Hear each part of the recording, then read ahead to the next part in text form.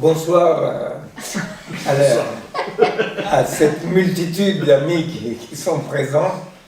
À vrai dire, heureusement qu'il n'y a pas plus de gens qui sont venus parce qu'il n'y a plus de place. Et aussi à cette masse de gens qui nous suivent en direct par Zoom. Et bon, ceux qui nous suivent en différé, voilà, ceux qui nous suivent en différé par YouTube. Alors donc, quelques petites annonces pour commencer. Un, très personnel, comme ça, de la part du collectif, en tous les cas pas personnellement, c'est Antoinette Rivroy, qui est la Belge, la philosophe belge, qui nous avait promis d'intervenir et de travailler avec nous. Alors, Antoinette, voilà, on attend ton coup de fil, voilà. On va travailler avec Antoinette par rapport effectivement à la question de la tyrannie de l'algorithme. Antoinette est quelqu'un qui a travaillé beaucoup, on a présenté des choses avec elle à la Maison de l'Amérique latine, a travaillé beaucoup sur l'automatisation en utilisant des trucs de IA qu'à l'époque c'était beaucoup moins connu, pour remplacer parfois le travail des juges, c'est-à-dire que maintenant, comme avec ChatGPT, c'est devenu quelque chose de tout à fait... Tout le monde se pose la question, mais à vrai dire, ça fait plusieurs années que,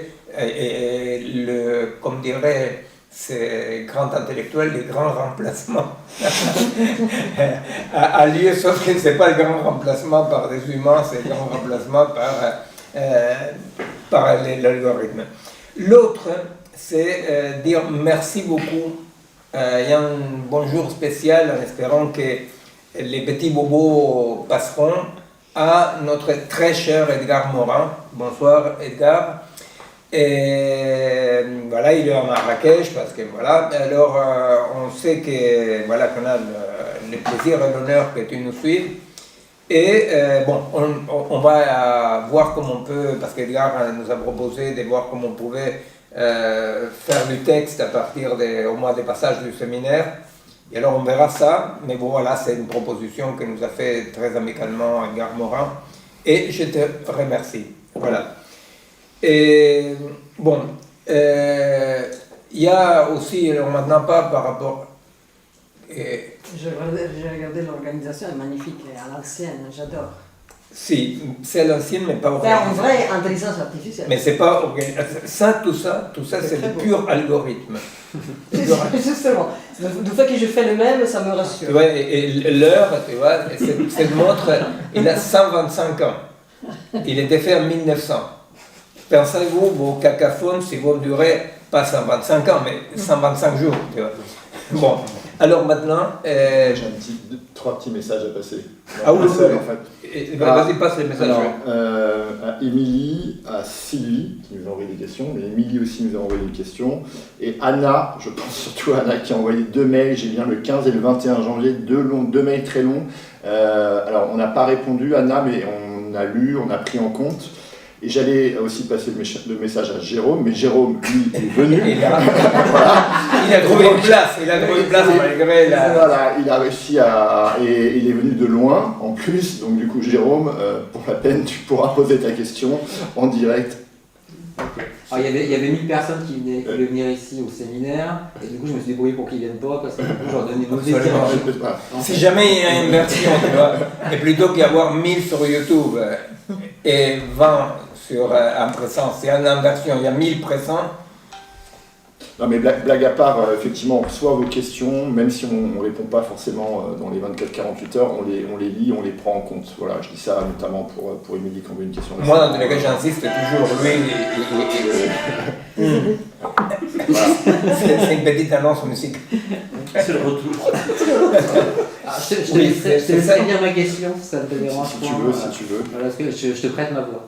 D'accord. Alors, j'ai continué une annonce encore. Et alors donc, l'autre annonce, c'est une annonce déjà un peu moins rigolo, mais bon, c'est par rapport à ce que les jeunes Théo et les autres jeunes, jeunes et moins jeunes, les groupes qui travaillent avec les collectifs des jeunes de Belleville, qui sont au théâtre de la Gaîté Lyrique depuis combien? Depuis 2 mois, depuis décembre. Depuis décembre. et que, effectivement, là, il laisse entrer les gens, il les envoie les gens en essayant, les envoie, c'est-à-dire la préfecture et les juges envoient des gens en espérant que ça explose de dedans. Et en ce moment, à la Gaîté Lyrique, il y a 400 jeunes non accompagnés, jeunes migrants non accompagnés.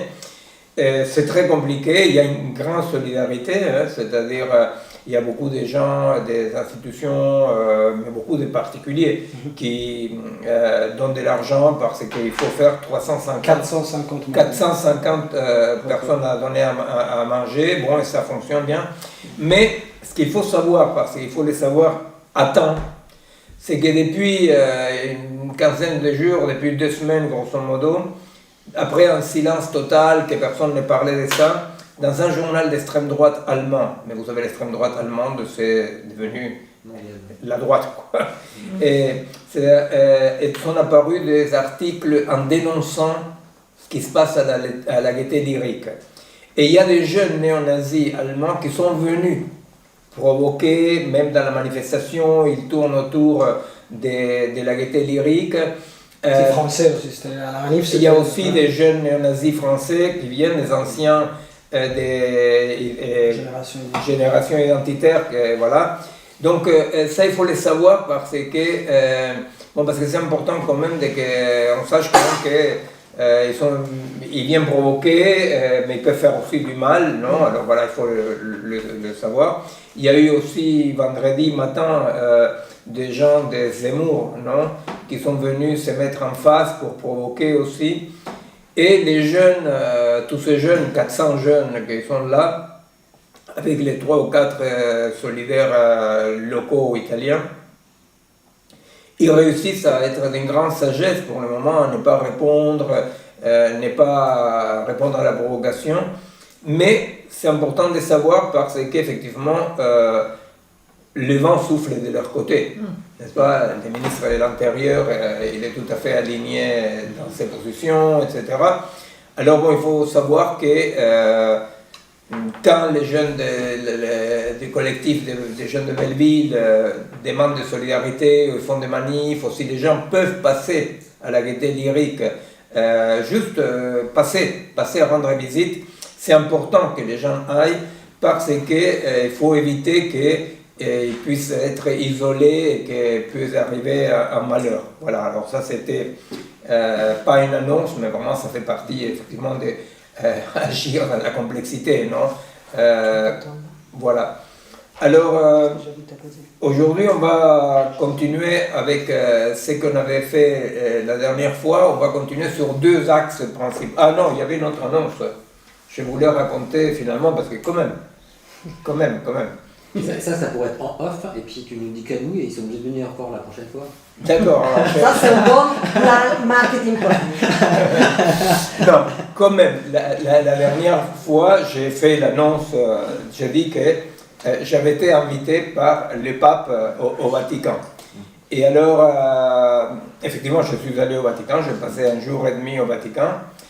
Et donc il y a eu 2 parties. Non? Il y a une partie dans laquelle je me demandais mais qu'est-ce que j'ai fait là, non? Parce qu'il y a une partie dans laquelle il y avait, bien entendu Francisco, mais il y avait la reine de Jordanie, il y avait Al Gore, il y avait il capo di consiglio, come si chiama? Il y avait Tajani, je pense. Tajani non era però quello che ero il capo del consiglio, come... Wow, peu importe. Et il y avait des ministres, un ministre égyptien, il y avait assis à côté de moi de façon absolument surréaliste, Gianni, je ne sais pas combien, le président de la FIFA, non? Donc à un moment donné, tu étais en bonne compagnie. Si, j'ai fait attention, tu vois, je dis, et celui-là il me pique, j'ai pas de portable alors que bon. Et alors donc, à un moment donné, je me suis dit, comme ça, grosso modo, mais où est-ce que j'ai merdé comme pour me trouver là, non? À un moment donné, j'ai dû vraiment faire quelque chose de mal, bon. Et alors je me suis rappelé de... Tu as fait la confession, là. Alors je me suis rappelé de ce que dit Atahualpa Yupanqui, qui dit si avesse cantado delante de panzudos patrones he sostenido fuerte las razones del pobrerío. C'est-à-dire que même si je dois parler devant tous ces gens-là, il faut que je dénonce de façon forte les raisons d'amener de la terre. Mais petit à petit, quand la journée est passée, les choses se sont renversées, changées, pour moi, parce que moi j'avais rien compris. Et alors, bon, au départ, il fallait faire un petit speech. Alors j'ai fait, la reine a dit que la guerre était moche, que les enfants sont gentils. Après, les ministres égyptiens ont dit que la guerre était moche, que les enfants étaient gentils. Bon, au bout de 15 fois plus ou moins, bon, on avait compris que ces gens-là, mais ça se sentait que c'était du fond du cœur, hein, ça sentait quand même que c'était honnête, c'était ressenti ce qu'ils disaient. Et alors il arrive mon tour, non? Et heureusement, comme j'ai failli m'en aller comme ça en courant, on vient me briefer, ils ont dû voir que je faisais une tête un peu grande, on m'a dit, écoute, la question c'est comme ça, ici tout se passe dans les couloirs. Alors, tu vas parler maintenant et après, voilà. Mais ils m'ont fait savoir que les papes étaient tout à fait d'accord avec mes positions sur l'éducation, l'algorithmisation, etc. Et que bref, je devais dire ce que les papes, avec les... J'ai compris ça aussi, un peu étonné, quand le pape il est venu me dire bonjour, parce que voilà, j'avais publié, j'ai donné au copain la photo, parce que, en principe, tu vois, on n'avait jamais joué au football ensemble à Buenos Aires, mais il vient vers moi avec un grand sourire, quand il a dit c'est Miguel, non, tu as vu la photo, comme ça, j'ai dit, pourquoi est-ce qu'elle est si, j'étais content de voir Miguel, tu vois. Et petit à petit, j'ai compris qu'au fait, bon voilà, la question c'est que c'est dans tout ce bordel qui est le Vatican, effectivement, hein, pas de grave, hein, les gens un tout petit peu de gauche du Vatican qui entourent un peu les papes trouvaient dans ce que sont nos travaux quelque chose de consistant qu'ils voulaient qu'une partie de l'Église, en tous les cas, s'engage là-dedans. Et c'était très intéressant. Alors, bon, c'est ce qui m'a confirmé les papes et un cardinal, d'autres gens m'ont dit qu'ils ont dans le document final, qu'ils pensent que c'est très important. Et alors, c'était une expérience particulière, n'est-ce pas? C'est une expérience particulière. Moi, je ne suis pas de ceux qui pensent que le rôle d'un chercheur intellectuel, c'est influencer le pouvoir. Je pense que c'est de travailler à la base, non? Et de développer les choses. Mais bon, c'est quand même pas mal, voilà la chose. Et une chose très drôle, à un moment donné, j'étais en train de parler avec voilà, les délégués directement de Dieu, et je dis, bon, effectivement, je parlais de la grande substitution, effectivement, non, parce qu'on parlait, j'ai fini en disant, on est devant un cauchemar, vous pouvez voir la première partie, elle est sur YouTube, non, c'était maintenant, je suis comme ça, je suis sur YouTube tout le temps. Et alors, la première partie, la partie dans laquelle on présente chacun les choses, non. Et alors, j'ai fini en disant, bon, les cauchemars, c'est que moi, en tant que chercheur, systématiquement, ils me font la demande en me disant, mais quelle est encore la différence entre l'humain et la machine? Qu'est-ce que la machine a? Qu'est-ce que l'humain a que la machine n'a pas? Je dis, c'est un cauchemar cette question, parce que cette question veut dire qu'on est déjà vaincu, qu'on se considère en égalité avec la machine, et on cherche à voir si on a un module de plus. Bon. Et alors donc, je dis, bon voilà, il faut résister, patati patata. Alors, il y a toute une partie de la salle qui applaudit très fort, autre partie qui avait mal aux mains, alors applaudit un peu moins. Et alors après, donc, c'était voilà les trucs drôles que je parle avec, voilà, tous ces entêtés. Et je lui dis, le problème c'est que pour faire barrage à cette colonisation, pour arriver vers une hybridation joyeuse, n'est-ce pas? Aujourd'hui on va parler de cette hybridation, n'est-ce pas? Alors, quand je l'ai dit, je me suis rendu compte qu'est-ce que je suis au Vatican en parlant avec qui, qu'est-ce que je suis en train de dire. Parce que je m'entends dire, pour faire barrage, l'âme n'est pas suffisante. Non. Et ils me disent, mais oui, il me dit un mec, mais c'est pour ça que tu es là. Alors donc j'ai dit, bon, parfait, non. Mais sur le moment, je me suis surpris un tout petit peu, je me dis, là... comme vous verrez là, aujourd'hui on va parler de la volonté d'agir, effectivement là, je me suis surpris. Mais je trouvais que c'était intéressant parce qu'effectivement il y avait sœur Martha comme ça, Peloni par exemple, quelqu'un qui lutte à la base en Argentine, sont tous ces bons sœurs qui luttent, elles luttent par exemple contre le vol d'organes à des mômes, vous voyez, il y avait des Brésiliens, donc il y avait toute une partie qui était vraiment l'église du peuple, celle qu'on connaît en Amérique latine, etc. Bon, c'était pour raconter voilà, l'aventure du collectif malgré tout Au Vatican. Au Vatican. C'est pas Tintin chez les sommets, c'est pas Tintin chez les sommets. Ça fait Tintin, ça fait des aventures de Tintin. On va inventer une bande dessinée sur Miguel. Absolument. Bientôt à l'Élysée à côté de Macron.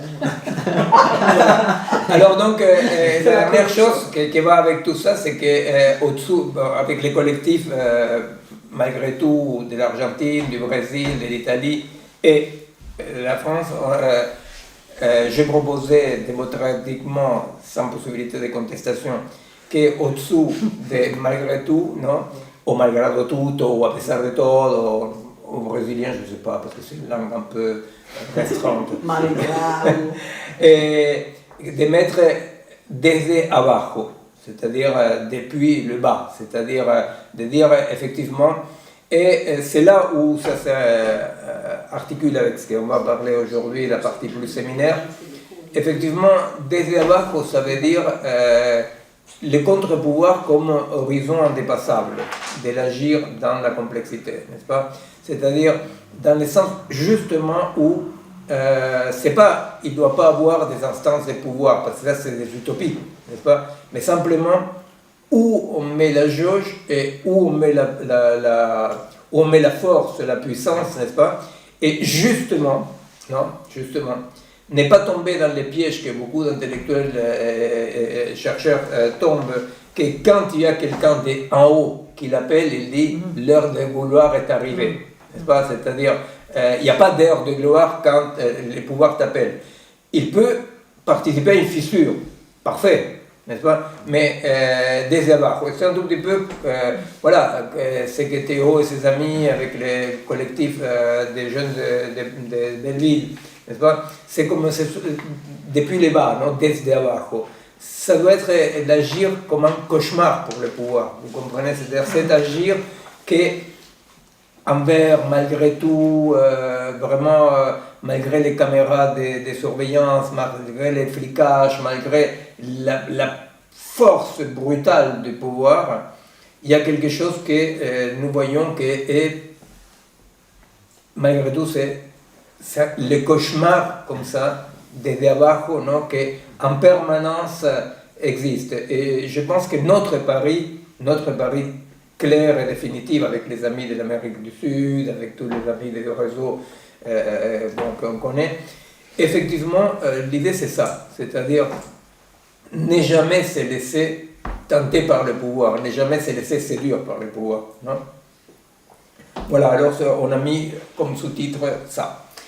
Alors, la dernière fois, apparemment beaucoup de transitions, merci, non, la dernière fois, finalement, je présentais la question de la relativité d'après Galilée. Non? Et on parlait, par rapport à la relativité de Galilée, on disait qu'effectivement, contrairement à ce qu'on pouvait penser, la relativité de Galilée refuse absolument, non, qu'il y ait un référentiel universel. C'est-à-dire que tout ce qui existe de façon située, n'est-ce pas? Il n'y a pas un référentiel universel. Alors là, il y a deux points importants à tenir compte qui nous intéressent. D'abord, effectivement, qu'il n'y ait pas de situation universelle, qu'il n'y ait pas que le point de vue universel, c'est un point de vue de nulle part. C'est ce que Galilée nous permet de penser. Il dit, les points de vue universels, c'est le point de vue de nulle part. C'est-à-dire, il n'y a nulle part où existe un référentiel universel qui nous permet de l'appliquer dans toute situation. Par contre, effectivement, idéologiquement, nous pouvons dire que l'humanisme, d'un point de vue idéologique, oui, a construit ce qu'on pourrait appeler un référentiel universel. Vous voyez, c'est-à-dire que l'humanisme va construire un modèle d'homme, cet homme dont aujourd'hui on va revenir sur la question de la liberté et causa sui, non? Eh bien, cet homme-là est un homme qui est un référentiel universel, qui, lui, se prétend être égal à lui-même dans toute situation, non? Et avec l'autre côté galiléen, que là, oui, il y a un côté que c'est pas colonial, mais ça, effectivement, c'est pas colonial dans le sens géographique, mais c'est colonial dans le sens ontologique, n'est-ce pas? Qui est l'effet de l'affirmation que tout savoir, toute connaissance doit être sous condition d'enlever la sensibilité, n'est-ce pas? C'est-à-dire que le sensible doit rester dehors, non? Qui est, bon, c'est la mise en forme, cette fois-ci scientifique, du dispositif cartésien du binarisme, n'est-ce pas? Il y a celui qui connaît, celui qui sent, celui qui existe, doit s'extraire du monde connu. Et ça, oui, effectivement, ça, c'est un mécanisme qui est, pour les raisons ontologiquement colonial, non parce qu'il va coloniser géographiquement l'un ou l'autre, mais parce qu'effectivement, va considérer, depuis ces binarismes-là, que tout ce qui regarde au corps, au sensible, aux affinités électives, au territorialisé, doit être soumis à la loi de ces sujets abstraits, universels bon, une bonne façon de dématérialiser. Alors, on disait, nous sommes aujourd'hui dans un moment, aujourd'hui, l'autre jour, je lisais un texte de Lévi-Strauss de 1971, non? C'est un article. Et Lévi-Strauss, en 1971, il dit « Maintenant, on est entré dans un processus de destruction du vivant terrible. » Il dit. Et il y a deux possibilités, 71. Il y a deux possibilités. Une, ça serait terrible, c'est que le scientisme de la modernité continue. Et l'autre, c'est qu'on soit dans un optimisme, comment dire, humble, non? Une chose comme ça, dans lequel on dit, bon, attention, parce que le mode d'autoproduction du monde de la modernité nous a conduit là, non? En 71. Bon, ce que nous savons aujourd'hui et que lui, heureusement pour lui, n'a pas vu, c'est qu'au contraire, c'était le scientisme à fond, n'est-ce pas, avec la production cette fois-ci absolument d'un référentiel universel, hein, mais ce référentiel universel est le monde algorithmique, n'est-ce pas? C'est-à-dire ces référentiels universels pour lesquels il n'y a aucune position située, enracinée, territorialisée, n'est-ce pas? C'est effectivement le monde algorithmique dans lequel le monde du calcul, du calculant, du fonctionnement, se passe absolument de toute territorialisation. Alors, nous on dit effectivement, ces passages entre la crise finale de la modernité et cette, malheureusement, hypermodernité, n'est-ce pas? Ces passages-là s'opèrent pour dire comme Simondon, en réindividuant tout ce qui existe, n'est-ce pas, tout l'existant, les modes d'existence, mais les entités, les êtres, n'est-ce pas, ils vont connaître un remaniement total, n'est-ce pas, un remaniement total.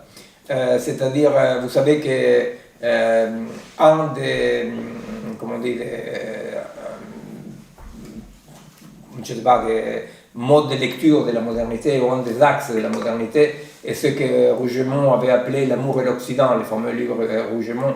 Nous, on a voulu, avec un ami aussi, on a fait un bouquin aussi sur les paris amoureux. Mais vous savez que l'amour, par exemple, qui semble quelque chose de tellement intime, tellement spontané, n'est-ce pas? Eh bien, l'amour, le mode d'amour de l'Occident et l'Occident sera quelque chose qui va être formé, produit, et qui n'existait pas sous cette forme-là, ni avant, ni parallèlement de l'autre côté, n'est-ce pas? C'est-à-dire que les modes d'autoproduction du monde, on s'occupait, nous, de l'amour, en suivant les travaux de Rougemont, n'est-ce pas?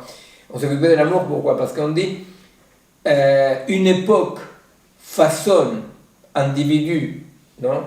D'une façon tellement profonde que ce type de changement, loin d'être des changements qui se poseraient devant nous et par rapport auxquels on devrait s'adapter, sont des changements dans lesquels c'est un ensemble qui va remodeler tout. Alors nous, on avait trouvé que c'était un bon marqueur, je cherchais le mot, c'était un bon marqueur, par exemple, de penser l'amour, c'est-à-dire la naissance de l'amour, comme effectivement un marqueur de comment même les sentiments les plus profonds vont être produits par l'époque, n'est-ce pas? Alors, que ce soit l'amour, l'individu, l'individu en tant que causa sui, l'individu qui doit être libre, n'est-ce pas? Cet individu qui est causa sui parce qu'il n'a pas de détermination. Alors, c'est intéressant de voir la production de l'individu de la modernité, c'est très très intéressant de voir parce qu'effectivement, aujourd'hui on est le lendemain de la crise finale de la modernité et la crise finale de l'individu tel comme il était produit, n'est-ce pas? On est dans le monde des profils, n'est-ce pas? C'est-à-dire que ce qui était, si on peut dire, grosso modo, que dans les cultures non modernes ou à la naissance de la modernité encore, les modes d'existence de l'humain se ressemblaient à quelque chose qu'on nommait la personne, dans le sens de cette profondeur, multidimensionnalité, ce fait d'être territorialisé, etc. La personne va être, comme mode d'existence, va être modélée par l'individu, pour devenir un individu. Alors, ce sont des conditions matérielles de production, effectivement, c'est parce que c'est le mode de production, c'est le mode de connaissance, c'est le mode de vie. Bon. Alors, l'individu, c'est drôle parce que comment on fait pour que, c'est un comment on fait un peu comique, non? Mais comment on fait pour que tout à coup, l'individu, comme image de comment doit exister l'humain, comment on fait pour qu'il apparaisse comme causa sui? Causa sui veut dire clairement qu'il n'obéit pas à des surdéterminations.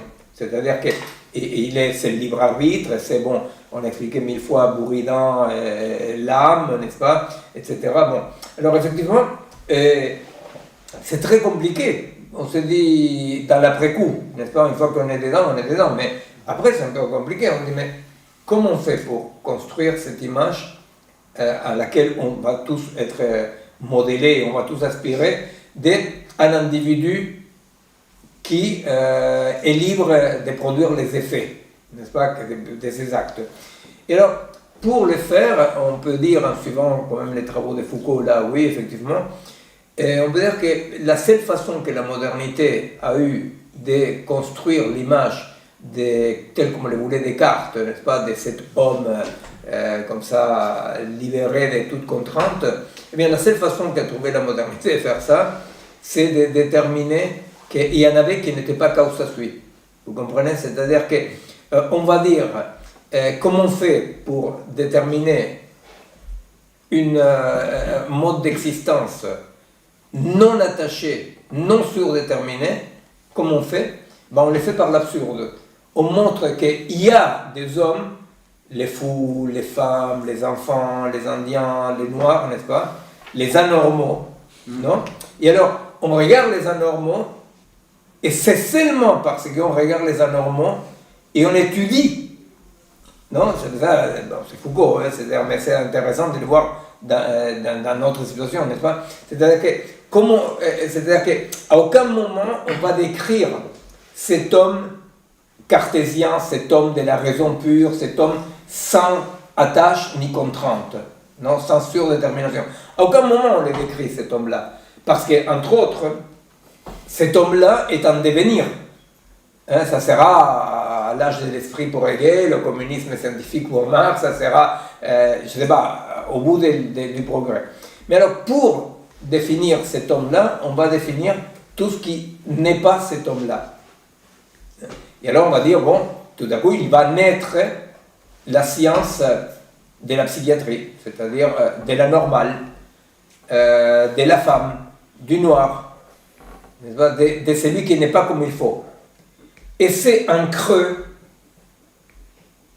qui va être non défini, mais délimité, l'homme causa sui.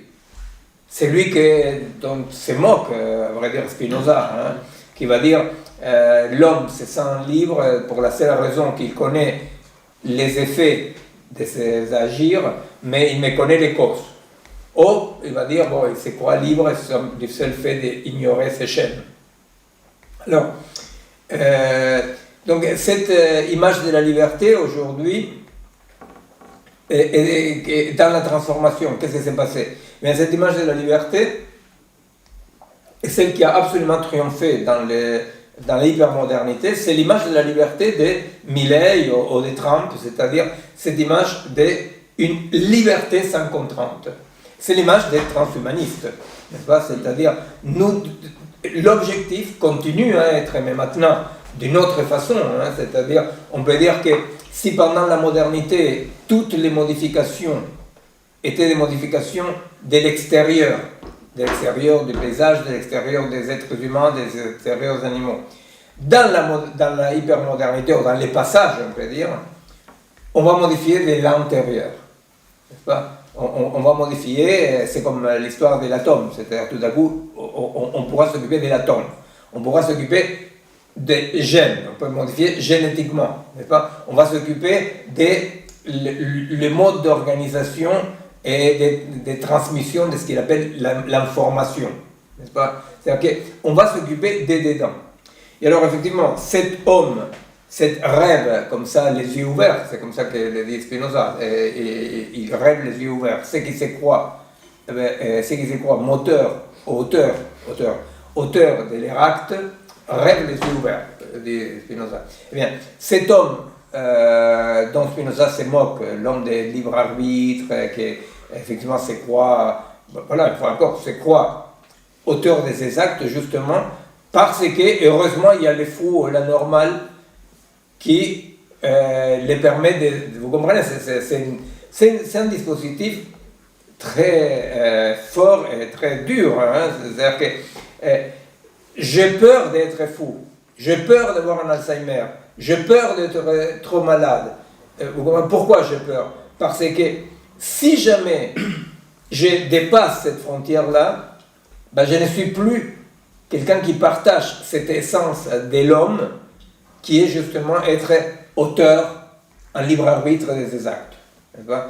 Alors, là encore un exemple, n'est-ce pas? Un exemple, disons, depuis la psychiatrie, la psy, disons, non? Qu'est-ce qu'on fait, par exemple, quand dans la nosographie psychiatrique, on détermine un pervers, par exemple, non? Eh bien, un pervers est celui que tout à coup, par surdétermination, désire l'objet de désir qu'il ne doit pas.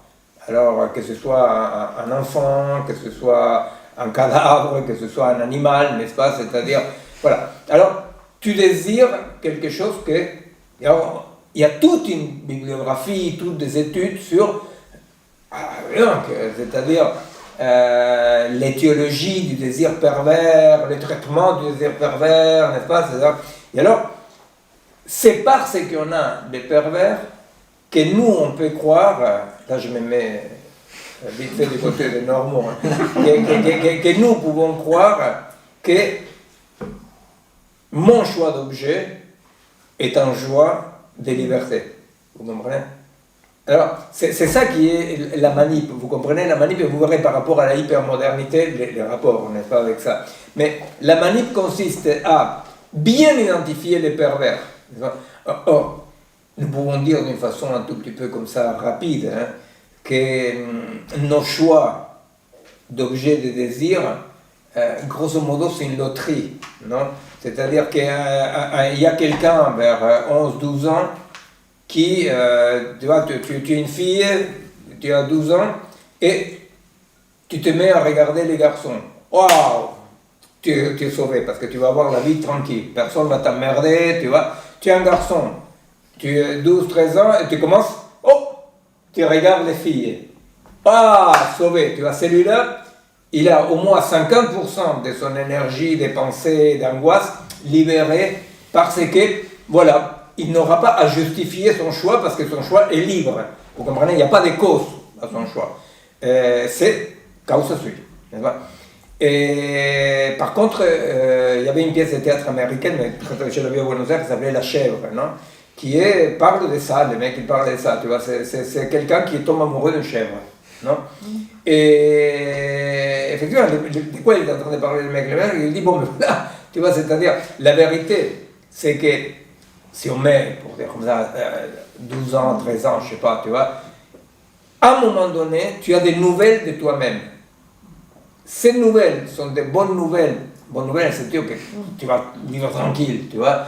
Si tes tropismes choisissent comme objet de désir quelque chose qui va de côté de la norme, non? Alors tu dis, bon, ta vie, ça va. Si tout d'un coup, au moment que tes copains, tu vois, regarde, ils font des poils autour du sexe, et ils sont contents, ils parlent des filles. Et si ces jours-là, tu vois par la fenêtre, tu vas passer une chèvre, et tu as une érection, tu es mal barré. Mais ce qu'on peut dire, c'est que de toute façon, d'une façon très spinoziste, eh bien, c'est lui qui par hasard a, entre guillemets, plein de guillemets, les bons choix d'objets, bons choix par rapport à la norme, non, soyons clairs. C'est lui qui a les bons choix d'objets et aussi surdéterminé que c'est lui qui a un choix d'objets plus compliqué, voire criminel, voire abusif, tout, n'est-ce pas? Vous comprenez? Et alors, c'est important ça parce qu'il y a quelque chose qui se joue autour de cette liberté qui dans la hypermodernité, postmodernité, devient sa caricature, la caricature d'elle-même.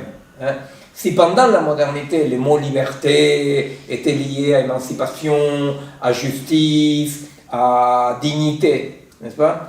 Il y a aujourd'hui une sorte de séparation, mais pas aberrante, parce que voilà, c'est-à-dire la liberté, après tout, voulait dire ça, voulait dire, c'était toujours compris comme éliminer les contraintes. Pas par Spinoza, bien entendu, mais éliminer les contraintes. Et alors, on dit, aujourd'hui, cette liberté est celle qui fait que Milei, par exemple, à chaque fois qu'il finit un discours en gueulant, en vomissant, en plein d'insultes, il dit « Viva la libertà, carajo ». Ça veut dire « Vive la liberté », je sais pas, carajo, merde, disons. « Viva la libertà, carajo », non? Et nous, on dit c'est le moment de lui laisser la liberté. C'est le moment de dire, oui, ça c'est de ton côté. Garde-toi la liberté, parce que notre problème aujourd'hui, c'est plutôt chercher et réactiver les liens qui nous composent. Vous comprenez? C'est-à-dire que notre question, c'est de voir comment, une fois qu'on n'ignore plus nos chaînes, on comprend que nos chaînes sont des liens, les liens qui nous composent. Alors, là... justement, sur la question que je posais, c'était le chaos suisse, c'était, tu disais, il fallait essayer de trouver d'autres chaos suisse, d'autres figures de l'agir aussi, c'était dans un de vos livres, et qui puisse être le cause et maître de lui-même, mais en même temps, tu vois, quand tu présentes la liberté comme quelque chose qui, au contraire, va briser les liens qu'on a avec le passé, avec les choses. Comment tu peux, comme je disais, créer un casus suisse, mais qui soit de lien et pas de séparation? Non, d'accord. Alors, non, là, il y a une confusion. Là, on n'a pas été clair. Non. D'abord, la liberté dans la modernité, déjà, est identifiée avec domination. Dominer tes instants, dominer l'autre, tu vois. La liberté était consubstantielle de l'idée de domination. Autodomination, domination. Et causa sui n'est pas des côtés des processus, est un récit mythiquement et idéologiquement nécessaire. Dans la modernité, il faut, dans les mythes de la modernité, les mythes sont des récits qui s'autoproduisent, n'est-ce pas? C'est-à-dire, même s'il y en a qui les racontent comme ci, comme ça, c'est des mythes qui, comme disait Lévi-Strauss, décrivent, expliquent et justifient la réalité. Donc les mythes font partie de la réalité, mais ce n'est pas des processus, c'est des récits. Alors, la causa sui fait partie du récit. Tu vois, la causa sui est toujours partie du récit. quand nous, avec Bastien, on écrit les nouvelles figures de l'agir, on ne cherche pas les nouvelles figures causa sui. Parce que pour nous, rien n'est causa sui, sauf la situation elle-même en train de se autoproduire. Tu vois? C'est-à-dire, c'est la autoproduction du monde. Tu vois, Spinoza dirait la substance. C'est chose qui est causa sui et la substance. Bon, oui. Non, j'essaie de... C'est-à-dire que, bon, alors je vais venir un tout petit peu là, avec Wittgenstein, je vais t'expliquer un tout petit peu ça. Dans tous les cas, on a besoin de passer de qui est causa sui dans une théocratie, pour dire comme ça. Hein? Bah, causa sui, c'est les dieux, les forces de la nature, parce qu'elles agissent avec une liberté.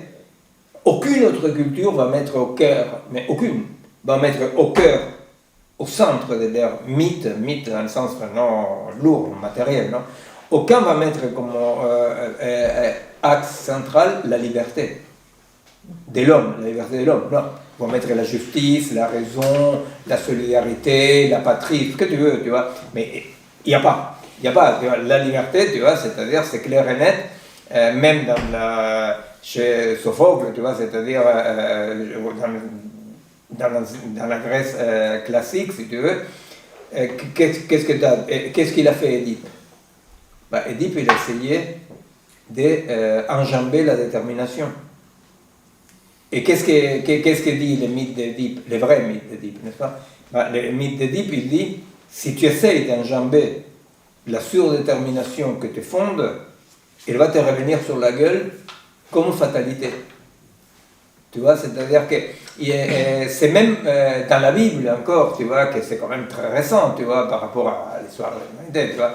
Et ben, dans la Bible, le mythe de Babel, sinon Icare, quel qu'il soit, tu vois, c'est-à-dire, soit on ne parle pas de ça, soit on parle. À chaque fois qu'on parle de ça, c'est pour ratifier le fait que vouloir casser les chaînes et vouloir disputer aux forces supérieures, tu vois, les causa sui, te retombe sur la tête. Tu vois, c'est un péché. Alors, les causa sui est un élément fondamental pour dire dans les mythes, mais non pas dans les processus, c'est-à-dire dans les récits, non pas dans les processus.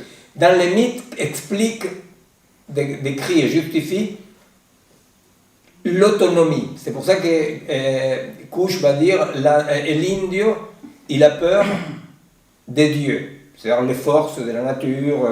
Pourquoi? Parce qu'il ne maîtrise pas ça. Tu vois? L'homme moderne de la ville va dire lui, il n'a peur que de l'homme. Pourquoi? Parce que l'homme va passer à être causa sui. Tu vois? C'est là où il y a ces déplacements, dans les récits. Et les récits accompagnent les modes d'autoproduction du monde, mais ce n'est pas la réalité de l'autoproduction. C'est une dimension langagière qui nous constitue. Bon. Alors, effectivement, quand on dit parmi les changements, parmi les grands changements que nous sommes en train de vivre, eh bien, parmi les grands changements, ce qui se passe est plus ou moins. Et c'est ça qui a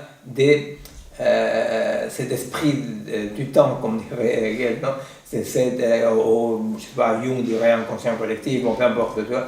Mais cette chose qui nous fonde, non?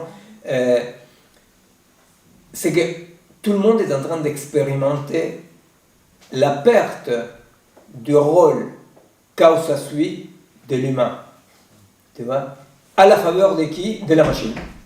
Mais tout le monde est en train de vivre ça. Tu vois, c'est-à-dire que c'est pour ça que là, l'autre jour, avec mon pote Francisco, quand j'ai dit, bon, mais attention, parce que là, effectivement, c'est un fait majeur. Les gens sont en train de se demander qu'est-ce que j'ai que la machine n'a pas. Quand ils se demandent ça, ça y est, tu vois, le déplacement de la causa sui est passé à la machine. Tu vois? C'est-à-dire, il y a que, mais dans les récits. Ah, dans les récits, oui, mais les récits, ça ne veut pas dire de la fumée. Hein. Les récits, ça veut dire que ça accompagne un processus d'autoproduction du monde, ou des processus d'autoproduction bien matériel et réel, qui est la délégation des fonctions. Tu vois? Alors, voilà, la confusion, là, c'est à ce niveau-là, tu comprends? La confusion, c'est que nous ne cherchons pas, avec Bastien, quand on s'est dit les nouvelles figures de l'agir, on ne cherchait pas qui pourrait occuper la place des causa sui. Pour deux raisons. Premièrement, parce que tu n'as pas lu, il y a un mauvais point là. Alors, si, j'ai lu, mais j'ai mal lu. Tu as mal lu. C'est pire. Oh, il y avait des disclaimers partout. Non, et alors qu'avec Bastien, on s'est dit, attention, les nouvelles figures de l'agir. On parle d'un agir déjà intrasituationnel, qui sont déjà là. Tu vois, quand on dit la centralité des dispositifs hommes, on a déjà beaucoup dit que l'homme, c'est pas les humains, l'homme, c'est un dispositif. Bon, très bien. Quand la centralité des dispositifs humains disparaît, et tout à coup, on doit prendre en compte d'autres vecteurs, les animaux, les fleuves, je vais voir. Alors on dit, merde, on est en train déjà de nous rendre compte qu'il y a une distribution de la fonction monopolique de l'homme. Tu vois? Mais on n'est pas en train de dire où est le nouveau causa sui, parce qu'un mythe, d'abord parce qu'on ne cherche pas la causa sui, et seulement parce qu'un mythe, c'est quelque chose qui se produit dans l'autoproduction à partir des processus. Tu vois? Et le problème, c'est ça, c'est-à-dire qu'aujourd'hui, il y a... Les processus sont bien concrets. Les processus sont bien concrets. Et alors, qu'est-ce qu'il y a? Il y a deux types de processus en dispute, pour dire grosso modo. Il y a la délégation massive vers ce nouveau animisme dans lequel la machine fonctionne, et nous, tu vois, c'est même, il y a un côté qui est, mais un peu caricatural, tu vois, c'est-à-dire l'homme dans le monothéisme est fait à image et semblance de Dieu, tu vois, il doit imiter Dieu, et c'est quand même rigolo, parce qu'aujourd'hui, il y a toute une esthétique et toute une explication cybernétique de l'homme. C'est-à-dire que l'homme doit faire comme la machine, tu comprends? C'est-à-dire que c'est là où tu vois comme il y a des déplacements terribles, tu vois. Alors, la question c'est que nous ne pouvons pas aujourd'hui, mais bon ça je l'ai dit, mais je vais revenir tout à l'heure, nous ne pouvons pas aujourd'hui dire tout à coup, machine arrière, tout en arrière, on va récupérer l'homme. C'est ça que je disais là l'autre jour là au Vatican, quand je disais attention, on ne peut pas opposer à ces processus de colonisation. Vous savez bien que nous, disons que c'est pas pareil l'hybridation que la colonisation, n'est-ce pas? L'hybridation, c'est comment on va faire avec les machines pour que l'organicité de la vie ne disparaisse pas. Autre chose, c'est la colonisation. Alors, quand je dis, écoutez, on ne peut pas opposer l'âme à la colonisation, c'est pas suffisant. Mais la vérité, c'est qu'on ne peut pas opposer l'homme non plus. Non? Et il faut trouver une contradiction, une bifurcation à l'auteur de la problématique actuelle, n'est-ce pas? Alors, non, ce que je voulais dire, c'est par rapport à expliquer la question des causa sui, un tout petit peu la question de la liberté, non? Un tout petit peu expliquer ce que Wittgenstein, lui, c'est pas dans les Tractatus, c'est dans les carnets philosophiques. Ouais, les carnets philosophiques. Il donne un exemple très très clair. Vous savez, Wittgenstein, la philosophie analytique a comme objectif éliminer tout ce que soit métaphysique, tout ce que voilà, évoque un au-delà non comprobable. Et alors donc il va donner un exemple très simple, il va dire, quand je lève mon bras, c'est pas que je veux lever mon bras et je l'élève. Il dit, vouloir et faire, c'est la même chose. Vous vous rendez compte que c'est absolument subversif par rapport à la modernité cartésienne. Non? Vouloir et faire, c'est la même chose. Pourquoi? Parce que pour la modernité, il faut quand même qu'il y ait un sujet qui s'extrait du faire, qui veut, il y a un sujet de la volonté, il y a un sujet du faire. Et alors, non, vouloir et faire, c'est la même chose. Vous comprenez là, les gestes anti-métaphysiques et dans le fait qu'il va mettre au-delà de la barrière de l'existence, le tout. Vous comprenez? Il n'y a rien qui précède. C'est quelque part un manifeste anti-Dieu. Non? Pourquoi? Parce que Dieu le veut et ça se réalise. Vous comprenez? C'est un profond matérialisme. Il va dire, vouloir et faire, c'est la même chose. Il n'y a pas vouloir ou faire. Alors, regardez, je vais lever mon bras, alors, où je vois mon vouloir? Comment je vois mon vouloir? Je le vois dans mon faire. Puisque j'ai levé mon bras, évidemment, visiblement, je l'ai voulu. Pas plus haut. Non, pas plus haut. Alors, puisque j'ai voulu puisque j'ai levé mon bras, c'est la preuve que j'ai le voulu. Alors, oui, Wittgenstein va dire, bon d'accord, mais imaginons que dans mon geste faire vouloir, il y a une cause extérieure qui m'empêche de lever les bras.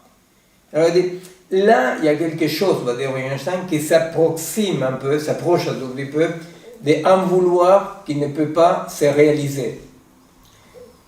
Mais, à vrai dire, on reste dans la même histoire, n'est-ce pas? C'est-à-dire parce que la force qui va faire les bras pour s'élever va maintenir l'identité vouloir faire. Par contre, là où nous pouvons trouver un intérêt de notre côté, c'est que souvent, nous avons parlé avec Bastien dans nos bouquins, avec Théo aussi.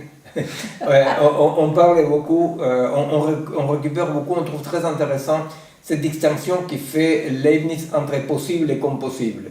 C'est-à-dire, il y a plusieurs choses qui sont possibles, mais le compossible, ça veut dire ce qui est faisable, non? C'est comme dire, les possibles, c'est ce qu'on pourrait faire, et les compossibles, c'est les faisables.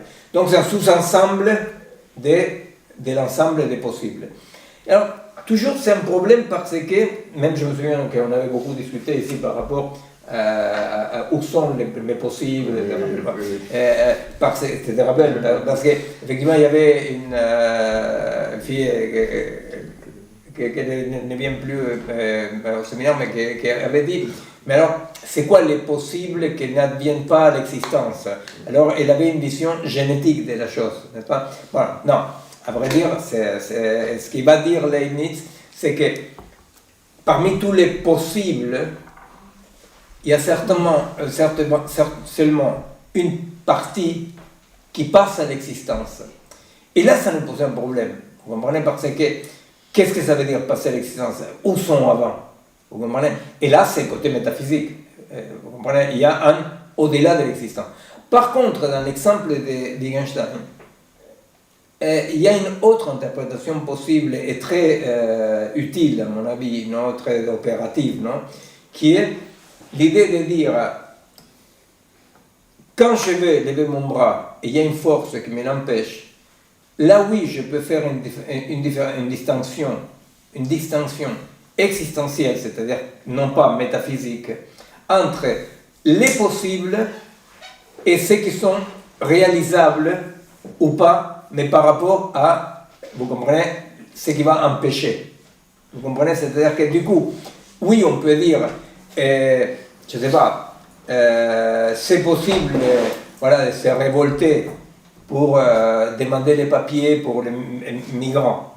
C'est possible. Tu dis, oui, mais ça ne se fait pas. Tu dis, ah, alors ça ne se fait pas. Alors là, tu te dis deux choses. Ça ne se fait pas parce que nous sommes dans le cadre d'une idée métaphysique, non, de comment le monde devrait être. Et alors là, effectivement, tout ce qui existe est infiniment plus puissant de ce qui n'existe pas. C'est le communisme de Badiou, ou de Zizek, ou de je ne sais rien, non, c'est-à-dire le communisme.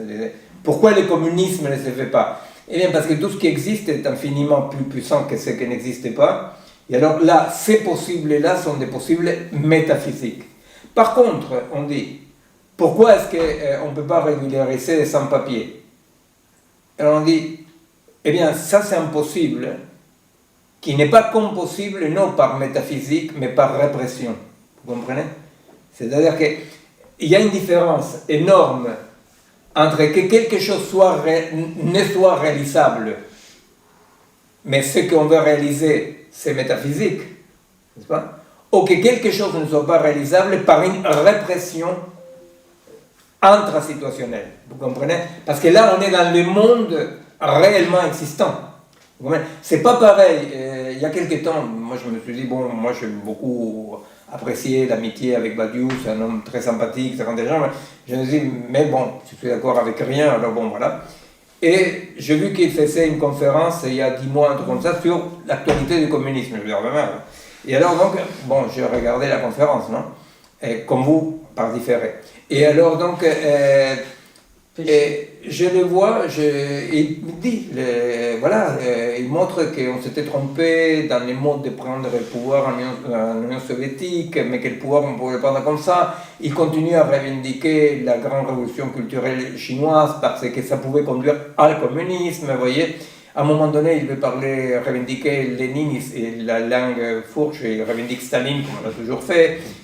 Et alors je me dis, deux choses, je me dis. Une, la plus importante, je dirais, de quoi il parle cet homme, de quoi on parle quand face au désastre du monde, on évoque le communisme.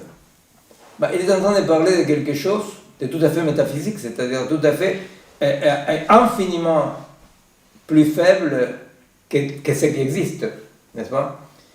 Et alors on dit, bon, effectivement, une chose c'est de dire, si les étrangers indocumentés ne sont pas accueillis en France, c'est par une bagarre, comme les bras qui empêchaient de s'élever, vous comprenez? C'est pour une bagarre intrasituationnelle dans les forces en présence existantes et par rapport à l'époque actuelle, dans laquelle il y aura des migrants climatiques, dans lesquels... Donc là, on est dans quelque chose que ce n'est pas un possible métaphysique, vous comprenez? Et je pense que ça, c'est quand même, voilà, c'est quand même quelque chose de très important, c'est une piste un peu parallèle par rapport à ce que je suis en train de développer aujourd'hui, mais c'est une piste importante par rapport, c'est parallèle parce qu'on est parti là des causa sui, n'est-ce pas?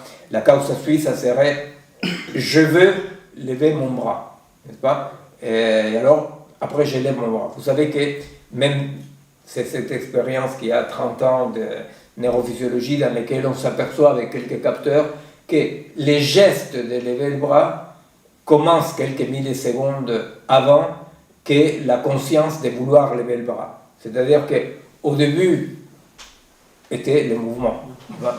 Mais bon, disons que parallèlement, ça me semble intéressant, non, de voir comment l'idéologue, comme ça, l'idéologue, celui qui veut fabriquer la machine à faire le bonheur, comme dirait Pessoa, eh bien, se pose comme causa sui, vous comprenez? Il veut. Et vous comprenez? Vouloir. C'est vouloir-là, et à proprement parler, l'idée inadéquate de Spinoza. Hein? C'est proprement parler l'idée inadéquate qui nous fait pâtir et qui nous met dans l'impuissance. Mais c'est l'idée quand même archi-moderne de l'avant-garde, de la politique sous condition de la conscience. Vous voyez? Par contre, effectivement, la lutte, c'est autre chose. Alors, un petit détail encore, mais que ce n'est pas... C'est un thème compliqué, c'est un thème compliqué, c'est un thème complexe et qu'il faut essayer de prendre le temps. Mais je peux juste, si tu peux décliner dans les prochains mots, le rapport entre l'algorithme comme forme de pouvoir, justement régressif, comme une sorte de peut-être délégation de causa sui à un dieu, etc. Parce que dans la praxis qu'on a, même pas que d'aujourd'hui, il y a quelques temps, et ça que l'algorithme arrive comme inamovible, non? C'est la DPE, c'est un algorithme. L'algorithme a tort, et bien, est l'algorithme. D'accord, mais il y a une loi qui l'a appliquée. Et une manière de déguiser le pouvoir répressif qui glisse vers quelque chose qui devient métaphysique, mais pour embrouiller les esprits. Que c'est une autre forme, à vrai dire, c'est une autre forme de pouvoir. Tu vois, c'est-à-dire que dans le changement, il y a un déplacement.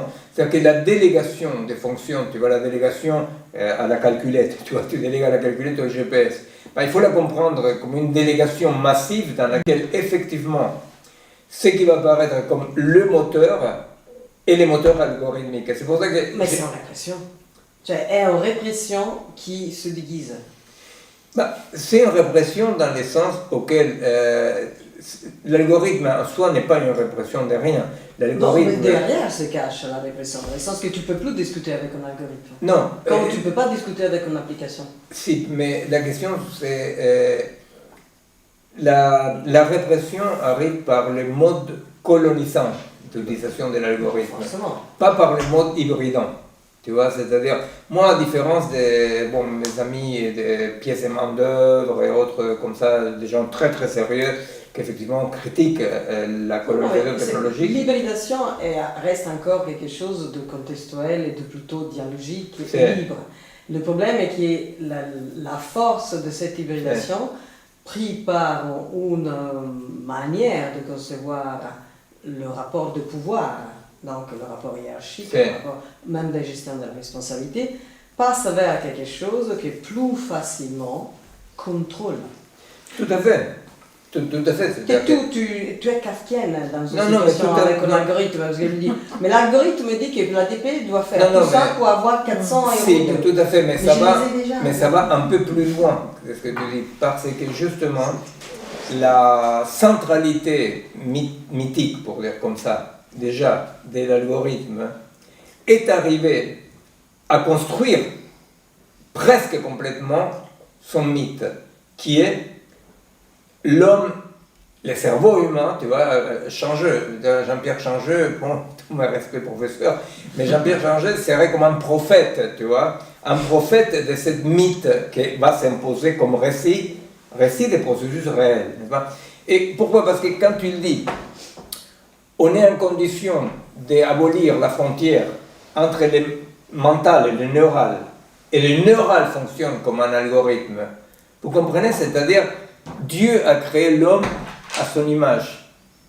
Qu'est-ce qu'il est en train de dire quand il dit tout est algorithmique, quand il dit les cerveaux fonctionnent comme une machine à état discret, c'est-à-dire on a déjà, espérons qu'il n'est pas tout à fait complet, espérons qu'il y ait des failles possibles, mais on a déjà cette entité centrale à l'image de laquelle nous sommes construits. Tu comprends? C'est-à-dire que ce n'est pas simplement que face à l'exactitude calculante de l'algorithme, tu dois la fermer. Non, c'est face au savoir omniscient. Alors, qu'est-ce qui réprime le savoir omniscient de l'algorithme? Ce qui réprime, et c'est là où moi je disais la dernière fois, contrairement aux dictatures, le monde de l'algorithme triomphant est un monde non viable, non? Parce que ce qui réprime, c'est les corps, la vie et les processus contradictoires, n'est-ce pas? C'est-à-dire tout ce qui échappe, n'est-ce pas? Mais oui, effectivement, je pense qu'on a tout à fait intérêt à comprendre que ces changements, ces déplacements de la figure de l'homme comme dispositif à la figure de l'algorithme, pas seulement c'est déjà opéré dans la délégation massive des fonctions, mais aussi, aujourd'hui, nous vivons dans les mythes dominants et l'algorithme créa l'homme à son image, vous comprenez? C'est-à-dire, alors, effectivement, bon, alors là, oui, pardon. Juste une chose, parce que c'est vrai qu'on n'emploie pas, nous, le terme répression, voilà, parce que justement, l'algorithme ne s'oppose à rien. Enfin, le monde algorithmique ne s'oppose à rien, précisément parce que pour lui, il n'y a pas d'altérité. Effectivement, ce n'est pas la carte qui prétend contrôler le territoire, c'est quasiment la carte qui nie même le territoire. Annule complètement l'idée d'un sujet. Voilà. C'est l'absence de reconnaissance de toute forme d'altérité. Et c'est vrai que l'algorithme a cette capacité, comme le disait Miguel, c'est une colonisation par l'intérieur. C'est pas une colonisation qui vient se mettre en face d'eux, c'est une sorte de dislocation par l'intérieur. Donc effectivement, ces effets de formatage.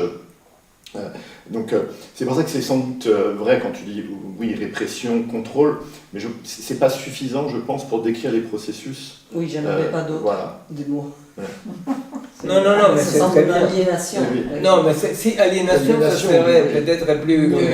mais non, la question c'est vrai que c'est important de voir comment il ne s'agit pas de répression dans le sens classique. Parce que la répression toujours détermine un extérieur identifiable, celui qui te réprime. En tant que nous voyons bien que la colonisation algorithmique est absolument désirée par tout le monde. C'est-à-dire les gens sont fascinés. Fascinés par l'algorithme quand même. Ben, je viens voir ce que toi, Alessandra, Peut-être juste c'est une minorité, mais il y en a des minorités, on est des millions. Il y a des minorités, et très heureusement, depuis très peu de temps, depuis 4-5 ans maximum, on voit émerger sous des formes différentes sortir de la fascination pour questionner la chose.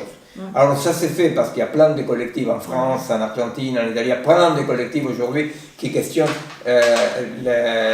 l'écran à l'école, la délégation des fonctions qui questionnent, ou par exemple de façon dictatoriale quand le Parti communiste chinois interdit les machines digitales pour les mômes jusqu'à 13 ans, je ne sais pas jusqu'à quel âge, et en plus c'est moque des Occidentaux en disant d'ici à quelques années vous aurez vos jeunes avec les cerveaux atrophiés, ils les disent clairement.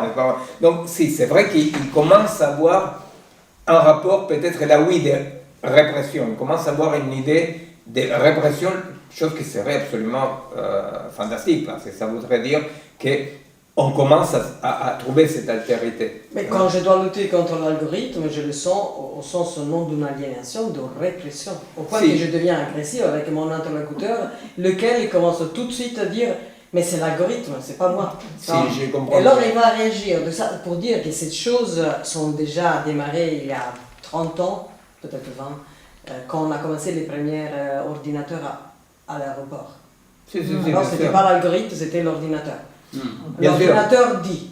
Non. Bien sûr, mais c'est là où, si tu veux, où la banalité du mal est devenue comme une sorte de très banal. Il est très banal, la banalité du mal, parce que c'est l'effacement absolu de toute responsabilité en disant c'est l'algorithme. Sauf que c'est un tel niveau de colonisation, de conquête, tu vois, que bon, aujourd'hui pour aujourd'hui, trouver cette altérité, il faut encore ni l'âme ni l'homme, tu vois, parce que la question c'est ça, c'est-à-dire cette altérité, quelle forme elle peut prendre, ni l'âme ni l'homme, tu vois, c'est cette organicité d'écosystème, on verra bien qu'est-ce que nous pensons de ce côté-là pour proposer, mais en tous les cas, c'est sûr que ça peut être ni l'âme ni l'homme parce que ce sont deux dispositifs finis, épuisés. Hein. Alors, juste, je voulais dire, parce qu'il y avait, c'est compliqué, alors avec beaucoup de points, mais on va reprendre la prochaine fois, mais effectivement, dans ces moments de changement, je disais au début, dans ces moments de grands changements, tout est remanié. C'est pour ça que je donne l'exemple de l'amour, mais après de l'individu, de la causa sui, etc. Tout est remanié. Dans ce remaniement, il y a ce qu'on dit, cette centralité du fonctionnement par rapport à l'existé, n'est-ce pas, qui est facilité aussi par beaucoup de choses, parce qu'effectivement, face aux menaces tous azimuts du monde, les fonctionnements apparaissent comme les bouées de sauvetage. Je vous rappelle que si cette année nous développons ce qu'on appelle la théorie de la situation, c'est parce que de notre point de vue, ce que nous développons petit à petit comme situation, la prochaine fois, alors on fera, d'emblée on va donner quelques éléments de la définition concrètement de la situation, aujourd'hui on n'a pas le temps, mais c'est parce que pour nous, une théorie de la situation qui n'a rien à voir avec le situationnisme français, n'est-ce pas? Une théorie de la situation, c'est pour nous retrouver une terre ferme, que ce ne soit pas ni un remake de l'universel abstrait, ni la dispersion individualiste, ou pire encore, la dispersion qui disloque les corps. Alors, la situation pour nous, c'est ça. Mais bon, avant de revenir à la situation, qu'on va essayer de commencer par la définir la prochaine fois. On va commencer là. Hein? La précédente fois, on avait déjà donné une définition. On avait déjà donné une pré-définition. Et je voulais quand même dire, parce qu'un des éléments du changement fondamental, et que nous répétons, et que c'est comme ces choses-là, qu'on répète, mais qu'à un moment donné, il faut s'arrêter un tout petit peu pour dire que ça pose un problème, non? Il y a la question de, on dit hybridation oui, colonisation non. Ok, d'accord. Ça veut dire quoi, concrètement? Colonisation, on se fait une idée. Colonisation, ça veut dire effectivement cet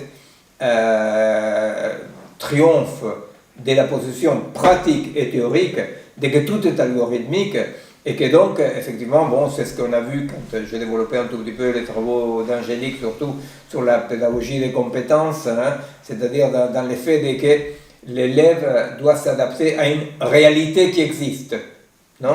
Il doit s'adapter à une réalité qui existe et que donc l'élève doit être un lien entre machines, etc., etc. Donc, on voit bien comment, effectivement, ces changements s'opèrent dans le sens de coloniser. Hein, quand, effectivement, tout le monde est dans l'interface digitale avec sa réalité, comment ça déterritorialiser. Des côtés colonisation, on le voit bien. Mais on s'est rendu compte, et on discutait entre nous, que nous, on était comme un juge d'instruction qui aurait instruit trop à charge et pas assez en décharge. Non? Ça veut dire quoi? Ça veut dire que quand nous disons hybridation, et hybridation, ça veut dire quand même un mode organique de composition des rapports avec le monde algorithmique. Vous comprenez? Ça ne veut pas dire comment on va sauver les vivants et l'homme et la culture de l'algorithme. Vous comprenez? C'est-à-dire hybridation, ça veut dire composer des rapports avec la haute technologie.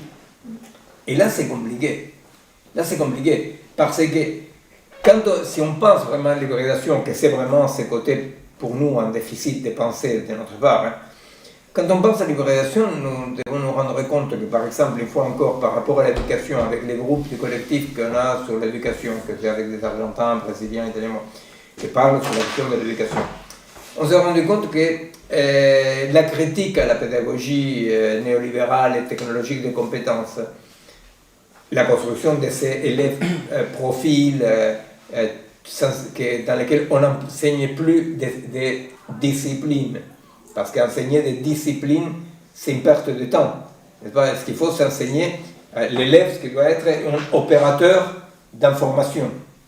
Mais alors vous imaginez un opérateur d'information qui tout à coup s'intéresse beaucoup à l'histoire, ou à la botanique, ou à la guitare. C'est une gêne, vous comprenez? C'est-à-dire que enseigner une discipline, inviter au désir d'une pratique à l'élève, c'est l'handicapé, d'après la théorie des compétences. Vous comprenez pourquoi? Parce que l'élève, il doit apprendre à apprendre et apprendre à désapprendre ce qu'il a appris pour apprendre autre chose. C'est-à-dire que c'est l'idée, pour continuer le parallèle aujourd'hui dominant de Harvard, avec les cerveaux, non? Le matériel. Les matériels. Et le logiciel. Les logiciels avec les cerveaux. Imaginez-vous la pédagogie des disciplines, la pédagogie classique. Ça serait comme si tout à coup votre ordinateur, non, votre disque dur, avait des préférences. Alors, quand vous programmez quelque chose de botanique, alors là, il va à fond, tu vois, c'est vrai. Quand vous lui enseignez quelque chose de physique, il n'enregistrerait pas tout. Ouais. Vous dites, c'est une merde. Bon, voilà. Quand un élève aime beaucoup une discipline et l'autre pas, vous dites, c'est une merde. Pourquoi? Parce que cet élève-là, l'élève du monde hypermoderne, l'élève qui doit devenir un profil, c'est l'élève qui doit être capable d'aujourd'hui être ici, demain là-bas, mais toujours avec la même fluidité, qui n'imprime rien. Vous comprenez? Et ça, dans les groupes des collectifs éducation, pourtant on est tous là, derrière Angélique, avec la pédagogie compétences, etc. Mais c'est une surprise quand on se rend compte de ce qu'on est en train de dire. On est en train de dire, merde, je vous dérange.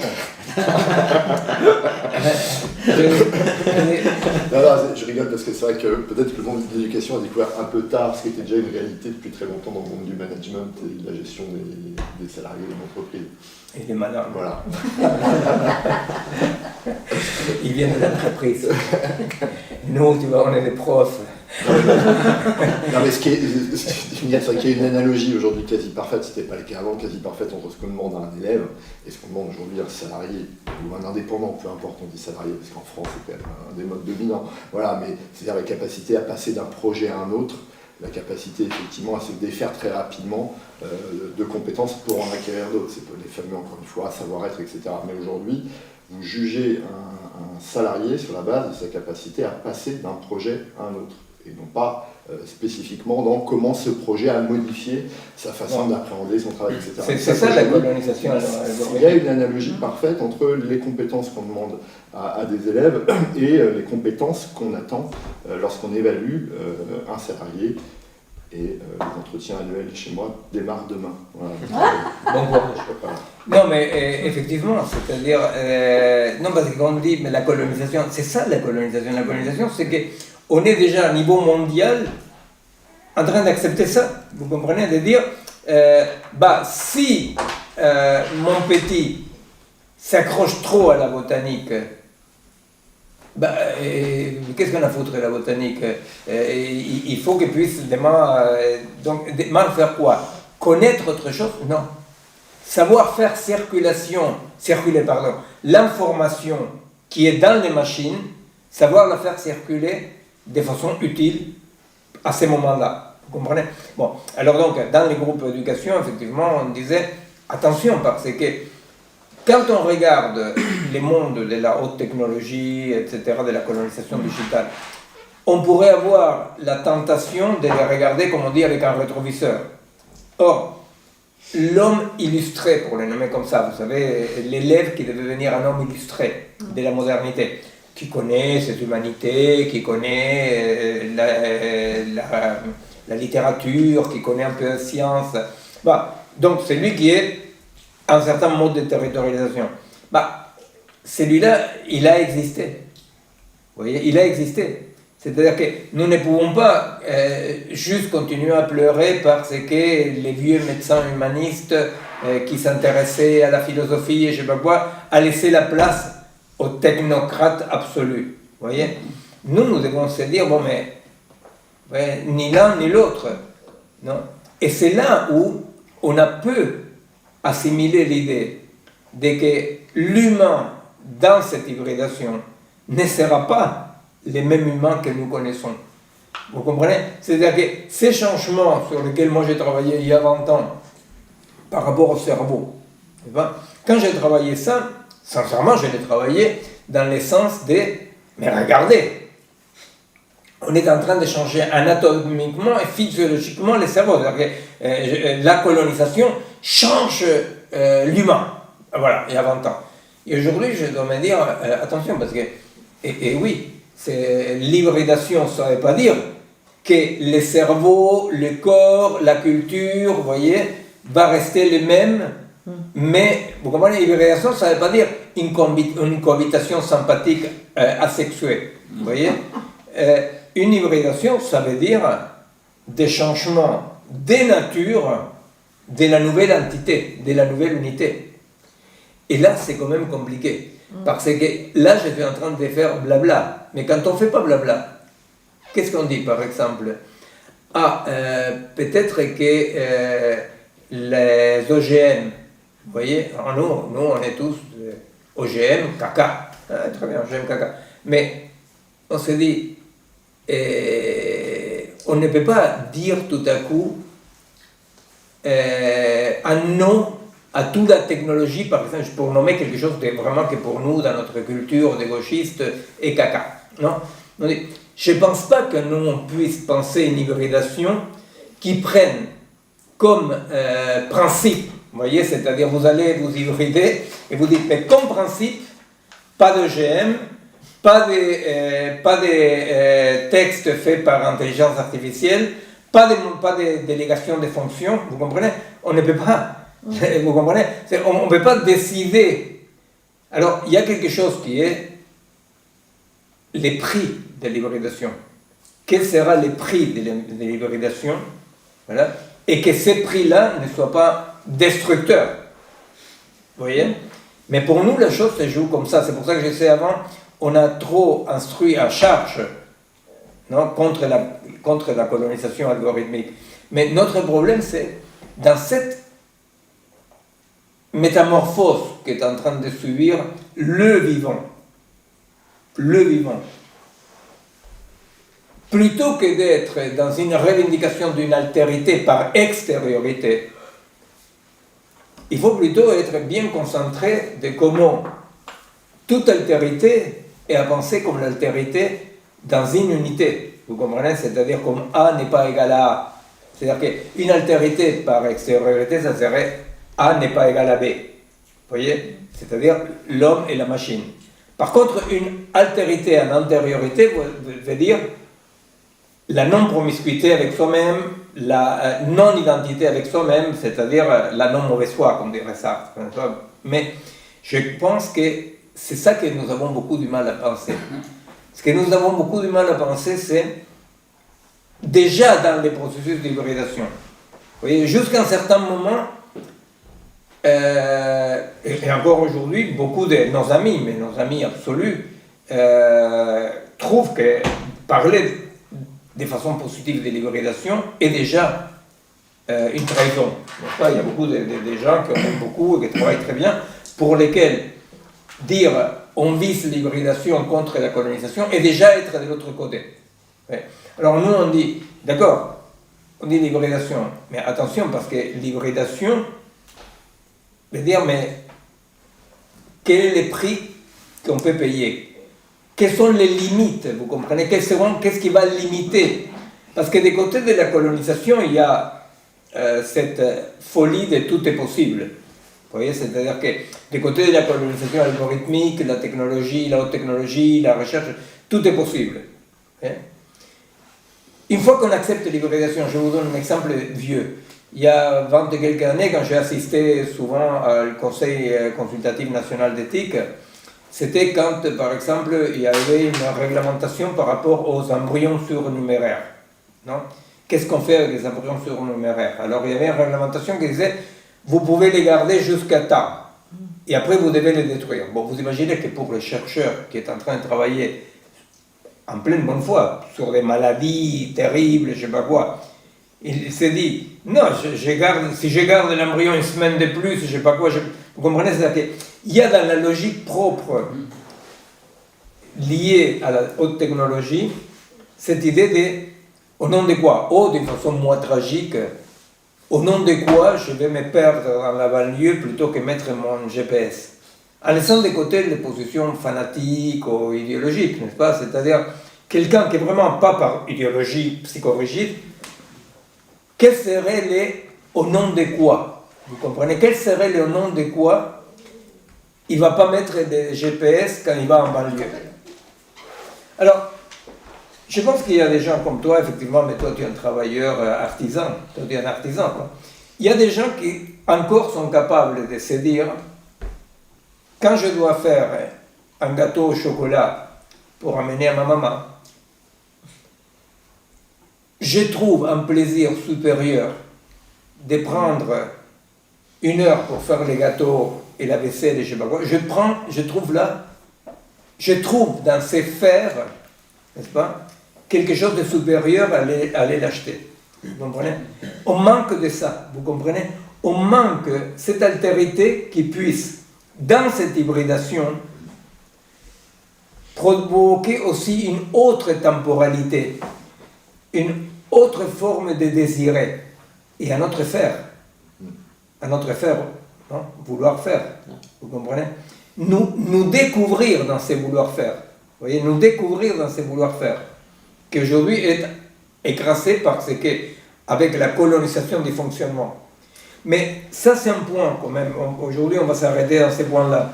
Mais ça, c'est un point quand même très très important parce qu'effectivement, si d'un point de vue, comme je disais, un peu naïf, très compréhensible, on imaginait la contradiction, hybridation, colonisation comme le maintien du vivant tel comme il est, on se gourre. On se gourre. C'est-à-dire, l'hybridation, et c'est pour ça que je donne l'exemple, il s'agit ni d'accepter l'élève profil des compétences, mais non plus revenir à l'élève illustré de la modernité. Mais alors c'est quoi?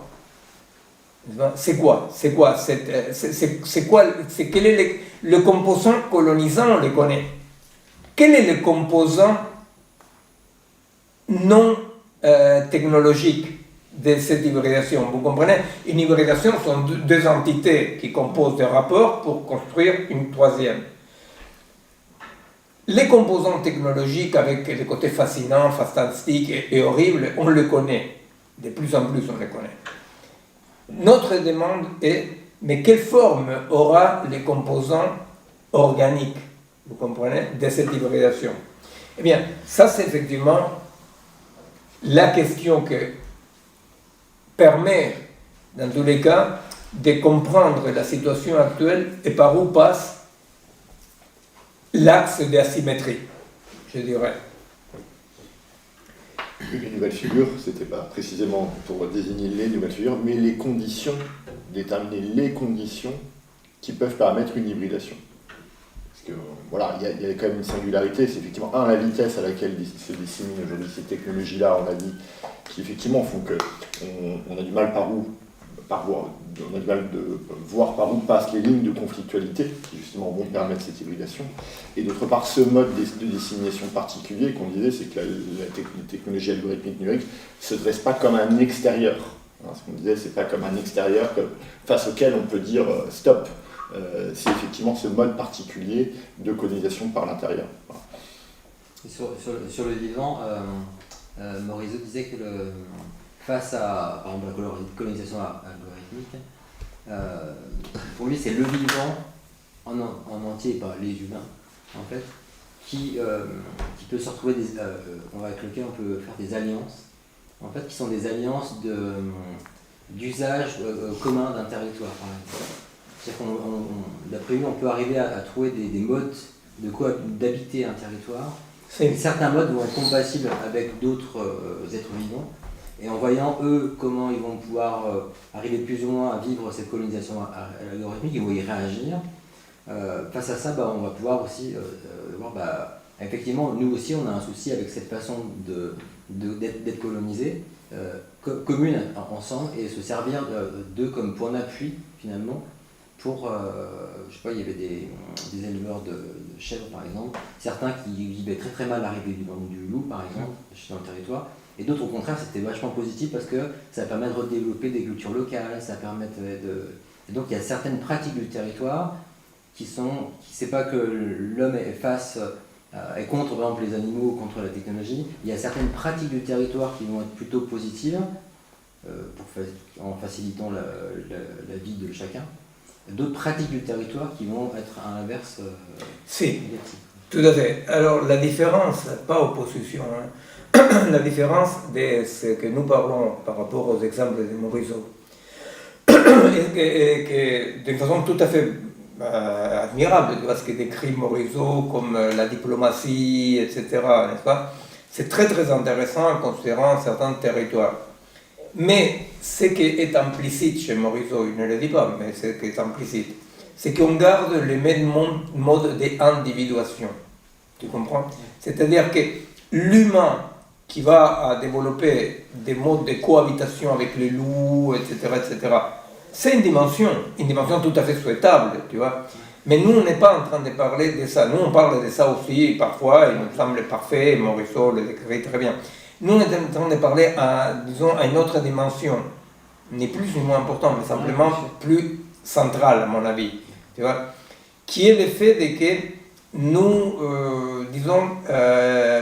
cet homme qui va s'approcher au loup qui mange l'herbe, non, le loup ne mange pas l'herbe, qui mange le mouton, qui mange l'herbe, c'est dans la pastorale, tu sais, je suis rentré du Vatican. Tu vois, et alors cet homme qui chasse les loups, qui sait manger les moutons, qui mange l'herbe, c'est que nous sommes en train de dire, tu vois. C'est plus le même. C'est que ni l'homme, ni les loups, ni les moutons, ni l'herbe sont les mêmes. C'est ça qu'on est en train de dire, tu comprends? Et alors, la cohabitation est une cohabitation même en antériorité, tu vois. C'est-à-dire, c'est toi qui es en train de muter. Je viens de dire antériorité. Intériorité. Je viens de prononcer. Et plus ou moins. Bon, t'es dedans. L'antériorité, bien. Et alors, tu comprends, c'est-à-dire que je comprends, le modèle de Morisot est un modèle très très important et très intéressant parce que c'est une honnête et profonde compréhension occidentale des modes de vie de l'estar siendo. Tu vois? C'est-à-dire, c'est dans le monde colonial del ser une tentative vertueuse d'essayer de faire comme on fait depuis toujours dans l'estar siendo. Ok, et c'est très bien, tu vois, et c'est parfait. Mais le problème, tu vois, c'est qu'il n'existe ni homme, ni animal, ni plante, ni fleuve qu'aujourd'hui n'est pas déjà modifié à l'intérieur par la technologie. Et donc tu es en train de chercher un lien entre intériorité et situation. Oui, c'est-à-dire, cette nouvelle intériorité et la situation, oui, absolument, tu vois, c'est-à-dire qu'il s'agit, vous comprenez, c'est là où j'ai dit que la question de l'hybridation... Mais le désir là-dedans, comment tu le nommes? Alors, le désir là-dedans, je le nomme Pedro. Non. Le désir là-dedans, je te réponds. Le désir là-dedans, c'est une question très très importante. Pourquoi? Parce qu'effectivement, si nous parlons d'hybridation, c'est parce que dans les vivants, plantes, animal, humains, tu vois, et écosystèmes y compris, les désirs et les conatus propres, et les mêmes conatus. C'est-à-dire, ce n'est pas qu'il y a les conatus et le désir. Les conatus, c'est le mode d'être qui, pour soi, est causa sui du désir. Tu vois? Et alors, le désir, en sortant tout le côté un peu tralala, n'est-ce pas, disons, c'est l'appétit accompagné de la conscience. L'identité. Non, Spinoza s'est arrêté juste là. Non, j'ai bien compris la référence, maître. Je voulais la rendre un peu de l'autre côté, un peu plus pragmatique. Je comprends. Mais même si on reste là, au désir comme l'appétit accompagné d'une conscience, de la conscience de l'appétit, tu vois. Même si on reste à cette définition minimale de Spinoza. Ah oui, d'accord, mais c'est pas minimal. Non, mais déjà, tu vois, eh bien, même là, on dit, eh bien, cette altérité dans l'unité, est donnée parce que la partie machinique ne constitue pas une unité organique, donc n'a pas de connatus. Tu comprends? Il n'y a pas de connatus machinique. C'est ça que nous, dans notre mamotreto, non, dans les modèles organiques, eh bien, nous on appelle les mixtes. Un mixte est, comme la langue, comme l'économie, comme la technologie, agit comme un organisme, c'est-à-dire que ça devient sa propre fin, sa propre finalité, a une stratégie autonome, etc., mais n'a pas déjà l'autopoïésis, n'a pas la homéostasie, n'est-ce pas, c'est-à-dire qu'il n'est pas vivant. Et alors, il se comporte, les mixtes, donc des côtés, mettons la langue, la technologie, se comportent comme des organismes. Pourquoi? Parce que si on prend on discutait avec toi, si on prend la langue, on dit la langue est un outil. Il dit non, la langue n'est pas un outil. Non, même Chomsky, il va dire les côtés communicationnels de la langue est une dimension périphérique. La langue peut servir aussi pour communiquer, mais ce n'est pas, vous comprenez, la langue est sa propre finalité. C'est-à-dire que les mixtes se comportent comme des organismes parce qu'ils deviennent leur propre finalité. Dans la technologie, nous devons comprendre ça parce que ça, c'est le gros piège. Et ça, c'est un point important, sincèrement. C'est que nous avons trop tendance à considérer les côtés transitifs, utiles de la machine. Et on continue à penser que la machine sert à quelque chose. Et c'est là où quand Heidegger va dire la fameuse phrase dorénavant, seulement Dieu pourra nous sauver, n'est-ce pas? Et il dit donc la technologie n'est pas un outil à créer un nouveau monde, cette nouvelle maison. Ça veut dire ça, vous comprenez? Ça veut dire qu'effectivement, les côtés utiles de la technologie, moi je me sers mettons que ça soit comme chef technique, parce que je n'ai aucun à ma disposition, Alors, voilà, ça c'est un objet technique. Alors j'ai dit, l'ordinateur me sert. Eh bien, c'est là, justement, par rapport à l'aliénation et la colonisation, c'est là les points, pour notre narcissisme tout pourri, difficiles à accepter. C'est que le côté utile est périphérique par rapport au fonctionnement de la machine, de la technologie. Vous comprenez? C'est-à-dire que la technologie, cet ordinateur, celui-là, le tien, quand il fonctionne, 90% des choses que tu es en train de faire, c'est formater, c'est pour Bastien, formater le monde, créer un monde différent, et 10%, c'est tout ce fantastique chose utile qui permet de regarder les pornographies, d'écrire des mails, des choses comme ça. C'est ce que tu appelais le playroom, hein? Le playroom, c'est... C'est ta capacité de l'outil de devenir central dans la construction d'une situation. C'est pléromatique, Attends, tu avais dit, hein, je l'ai appris de toi, donc si. je te le reporte. Des côtés pluromatiques de la machine. Alors, le côté pluromatique de la machine, effectivement, ça veut dire, j'avais donné l'exemple de l'horloge, tu te rappelles, c'est le côté pluromatique, oh non, parce que lui, ça fait 125 ans qu'il fonctionne. Et le côté pluromatique de la machine, c'est ça, exactement, c'est le côté formateur-formatage. Donc, qui a à faire avec l'idée d'identité, dans le sens de quelque chose qui va créer une identité situationnelle. C'est différent, une identité différente, absolument. Non, mais les points, c'est que c'est difficile. Tu vois, autant ici, on est en Europe, tournant linguistique, blablabla, bla, bla, tu vois. Alors ici en Europe, jusqu'à quelque temps, c'était accepté de que la langue n'est pas un outil de communication. Pour les Amerlocs, c'est tout à fait autre chose. Tu vois, toute l'idée en Amerloc, vous savez, la langue, la fonction communicante de la langue est périphérique, ce que dit Chomsky. Et les gens vont voir Chomsky comme les singes au zoo, tu vois, ils disent, mais qu'est-ce qu'il raconte, tu vois? Eh bien, avec la langue, on a moins de mal à comprendre. Chomsky va dire, il y a toute une pensée non exprimée par la langue. Tu vois, en Europe, séparer la pensée de la langue, ça semble un sacrilège. Chomsky va dire, il y a une pensée non exprimable par la langue. Donc, ok, alors, dans la langue, on arrive à comprendre, tu vois, c'est ça que je veux dire, dans la langue, on arrive à comprendre que le côté utile est périphérique. Dans la technologie, on a du mal à comprendre ça. Et c'est là où le côté pléromatique de la technologie avance sans aucun problème.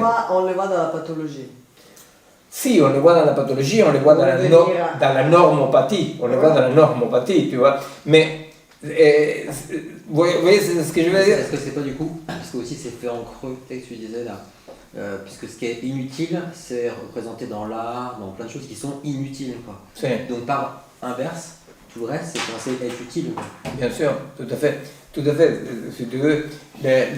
Ça, c'est la question de la séparation de l'art et de l'utile est un marqueur, tu vois, aussi fondamental que l'amour ou l'individu pour définir l'Occident colonial, tu vois, cette séparation, non, de l'utile et l'inutile. L'inutile sera l'art.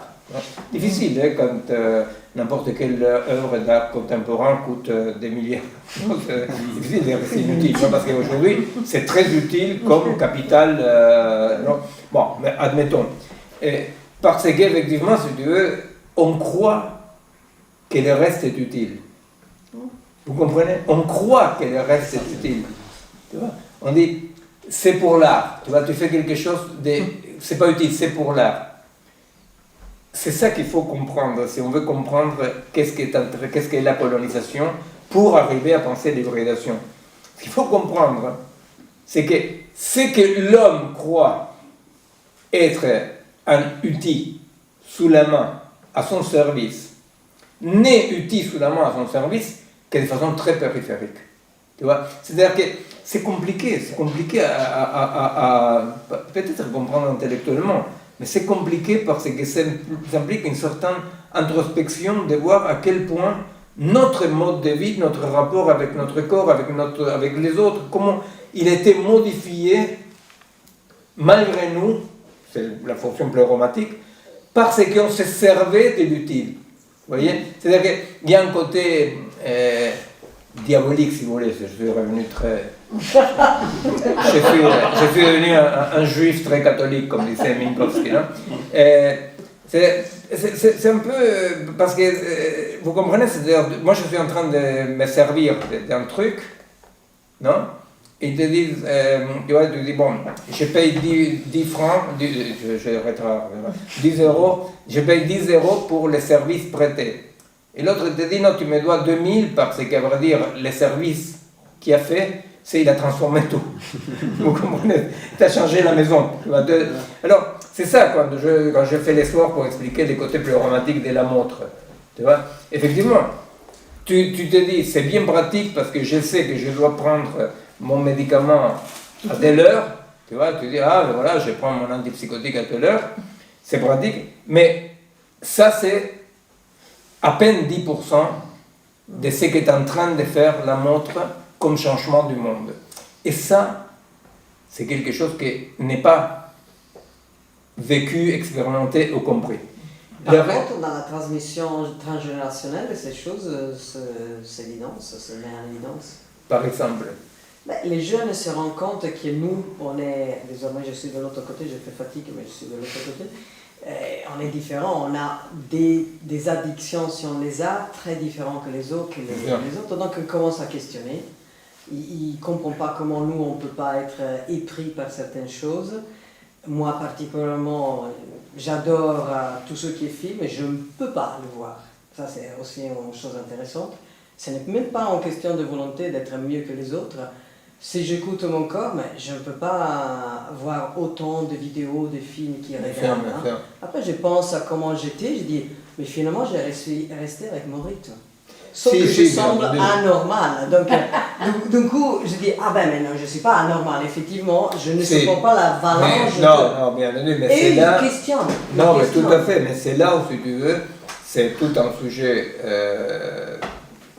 des recherches qui vraiment restent dans l'encrier, qui est les nativo digital. Tu vois, avec la hypercompatibilité.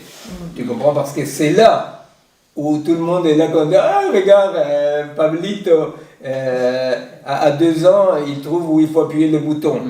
Non, attends, Mazel Tov pour Pablito, tu vois, mais peut-être que Pablito est déjà de l'autre espèce. Tu vois, peut-être que Pablito, pour le moment entre l'antigo digital et nous les dinosaures, il reste une compatibilité de reproduction. Donc ça va. Tu sais que c'est ce qui permet de dire qu'il y a une unité de l'espèce. Tu vois. Encore, il y a une compatibilité reproductive. Mais effectivement, tu vois, c'est-à-dire dans les nativos digital qui trouvent quel bouton il faut appuyer, tu vois, on ferait mieux de ne pas simplement être ébloui de ah, Pablito, clavum, clavito, mais de dire merde, mais y a un truc... il est déjà rhinocéros. Il y a un truc à faire, c'est que mon fils, je ne le mets pas trop sur l'informatique du tout, il ne connaît pas du tout les écrans, on regarde pas télé. Et à l'école, ils ont des ordinateurs depuis peu. Et puis à la maison, il fallait aller sur son espace numérique en ligne. Et ben, je lui ai mis devant l'ordinateur, il a pris la souris, il savait quasiment la déplacer. Il l'avait jamais utilisé. Oui. Alors que moi, je me rappelle quand j'étais gamin, 13 ans, bon, la souris, on en a peut-être eu un après. Au début, même quand je donnais des cours aux gens, c'était la souris était partie au-dessus, les gens ils n'y arrivent pas. Quoi. Et là, mon fils, quasiment du premier coup, alors peut-être l'observation de pouvoir faire aussi. Non, tu sais quoi, en neurophysiologie, il y a un truc qui est très choquant. C'est que les modifications physiologiques et anatomiques du cerveau d'un analphabète qui vit dans une population alphabétisée est structurée comme pour l'alphabétiser. Tu comprends? C'est-à-dire que c'est clair, tu vois, que toute une population non alphabétisée, bien entendu que, pour le dire de façon grossière, le câblage est différent que les câblages d'une population alphabétisée, parce qu'effectivement, il y a les effets de la délégation et du recyclage. Eh bien, un analphabète dans une population alphabétisée aura les câblages, pour dire comme ça, d'un alphabétisé. Tu comprends? C'est-à-dire qu'effectivement, nos enfants, ce que je voudrais te dire là, c'est que, comment s'appelle ton petit? Maël. Maël, tu vois, lui, il n'a pas été, entre guillemets, contaminé par les appareils, mais c'est la puissance de l'époque, on pourrait dire, tu comprends? La puissance de l'époque. C'est-à-dire que, où l'hérédité épigénétique, ou comme tu veux le dire, tu comprends? Mais il y a quelque chose qui fait que nous, on n'a pas étudié par rapport à l'ordinateur, mais par rapport à la population alphabétisée ou non alphabétisée, c'était quelque chose qui, en général, c'est un peu surprenant. Tu dis, avec les câblages d'un analphabète qui naît dans une population alphabétisée depuis des siècles, non? Parce que bon, quand même, le câblage correspond à celui de quelqu'un qui sait lire et écrire. Tu vois? Et alors, la compatibilité, la hypercompatibilité des mômes ne dépend plus de ce que les parents font à la maison. Ne dépend plus de ce que les parents... C'est pour ça que la question de l'hybridation ne peut pas... La question de que la résistance à la colonisation ne peut pas être trop naïf. Tu comprends? Parce que si elle est trop naïve, elle loupe sa cible. Tu comprends? Elle loupe sa cible. Comme moi je dis, il n'y a pas d'homme, animal ou plante qui ne sont pas hybridés, contaminés comme tu veux. Moi, c'est pas un slogan, tu vois, c'est pas un mot d'ordre. C'est-à-dire, c'est la force quand même de cette colonisation rapide, universelle. Mais la colonisation, c'est quoi? C'est pas juste la machine. La colonisation, c'est la contamination de l'air, la rupture des cycles d'écosystèmes. Tu comprends? C'est-à-dire que c'est un ensemble, tu vois, c'est un ensemble. Bon, qui fait l'époque, qui fait qu'une époque, matériellement, objectivement, a changé. Eh bien, dans cet ensemble, une des voies est celle-là, tu vois, c'est-à-dire que les natifs au digital, je pense qu'effectivement, si toi, Maël, tu le mets de côté, et l'avantage qu'il y aura, et c'est là la bonne hybridation, la hybridation, disons, vertueuse, tu vois, c'est que lui, il aura les deux éléments hybridés. Il sait faire avec ses mains, il sait percevoir avec son corps, tu comprends? C'est-à-dire qu'il a les côtés cognatus, tu vois, les côtés désirants, il est très développé, et alors, effectivement, là, il peut y avoir une hybridation vertueuse. Tu comprends? Mais c'est effectivement de ça dont il s'agit. Mais, donc, la question, c'est comment défendre ces cognatus désirants, pour dire comme ça, tu vois, ces cognatus comme ça du vivant, comment protéger ça dans une hybridation où la forme qu'il y aura ces vivants-là ne sera plus la même, ni dehors ni dedans. Et les questions de dehors et dedans, elles trompent aussi parce que vous savez, nous, on s'attendait toujours, les vieux cons, on s'attendait toujours que les cyborgs allaient avoir une antenne là, tu vois, et faire caca par l'oreille, bon, des choses comme ça. Et au fait, non, le phénotype, il reste plus ou moins pareil. Tu vois, c'est-à-dire, alors, c'est difficile de voir en quoi on est devenu cyborg, comme on dit, des cyborgs. C'est parce que je parle anglais. Et vous voyez, c'est-à-dire, mais bon, c'est-à-dire, c'est là où le sujet de l'hybridation, on va y revenir, parce que le sujet de l'hybridation, c'est un sacré sujet, parce que c'est là où il faut se réveiller par rapport à ce qui se passe, non? Et dire, mais quelles sont les hybridations vertueuses? Qu'est-ce que c'est une hybridation vertueuse? Par exemple, pour dire ce que pour nous c'est l'horreur, les OGM. Ah ok, d'accord, mais imagine-toi par exemple que vraiment tu trouves une OGM qui avec 10% d'eau peut vivre. Alors tu dis, bon, ça ne résout pas tout le problème des OGM, parce que le problème des OGM c'est aussi une rupture par rapport à l'écosystème. D'accord, tu vois, c'est-à-dire, c'est plus compliqué que ça, comme on dirait. Mais, vous voyez, par exemple, même par rapport à ça, il faut être prêt à regarder la chose sans se scandaliser. Vous comprenez? C'est-à-dire que si on veut trouver quelles sont les limites qui permettent une autorégulation à l'hybridation, il va falloir être un peu moins délicat. Ouais, il va falloir un peu avoir les mains sales, comme disait le grand Jean-Paul. C'est-à-dire, il va falloir quand même se dire, bon, quelles sont les hybridations vertueuses? Mieux que l'introduction de pesticides en France pour la concurrence déloyale des pays à côté. Eh bien, tu vois, c'est ça le problème, tu comprends? C'est-à-dire que quelqu'un, tu vois, quelqu'un qui nous regarde en différé, non? Je pense à lui. Alexia et... Benoît. Alexia et Benoît, salut Alexia et Benoît, qui nous regardent en différé, deux néo-ruraux qui ont eu la gentillesse de suivre notre séminaire depuis très longtemps, qui ont eu la gentillesse de nous demander de travailler sur une préface, un livre qu'ils ont fait. Et bien là, ils se posent la question, tu vois, ils se posent une question réelle, tu vois, c'est pas des idéalistes velléitaires, ils travaillent vraiment là, à la terre, tu vois, Benoît, Alexia sont là, ils travaillent dans leurs fermes, etc.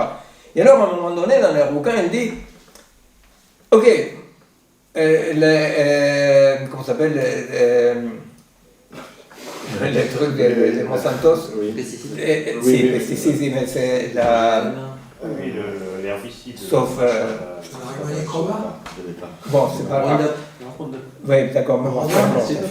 Et peu importe, non, mais le mot technique, tu vois, et il va rigoler là pour moi. Et alors il dit, parfois on peut l'utiliser. Parfois on peut l'utiliser de façon raisonnée. Alors, tu imagines, Bastien et moi, qu'on n'a jamais vu la quantité plus grande d'arbres qu'on a vu, c'était au bois de Vincennes, tu vois. On dit, quelle horreur! Non, non, jamais. Le glyphosate, c'est non. Lui, qui est un glucose. C'est le nom de Kant. Hein? C'est le nom de Kant. Des Kant. C'est une position morale par Kant. Voilà, c'est les noms des Kant. C'est l'affaire de Benoît. L'ami d'Alexia. Les noms des Kant, je dis Emmanuel. Alors, non, j'ai fini là-dessus.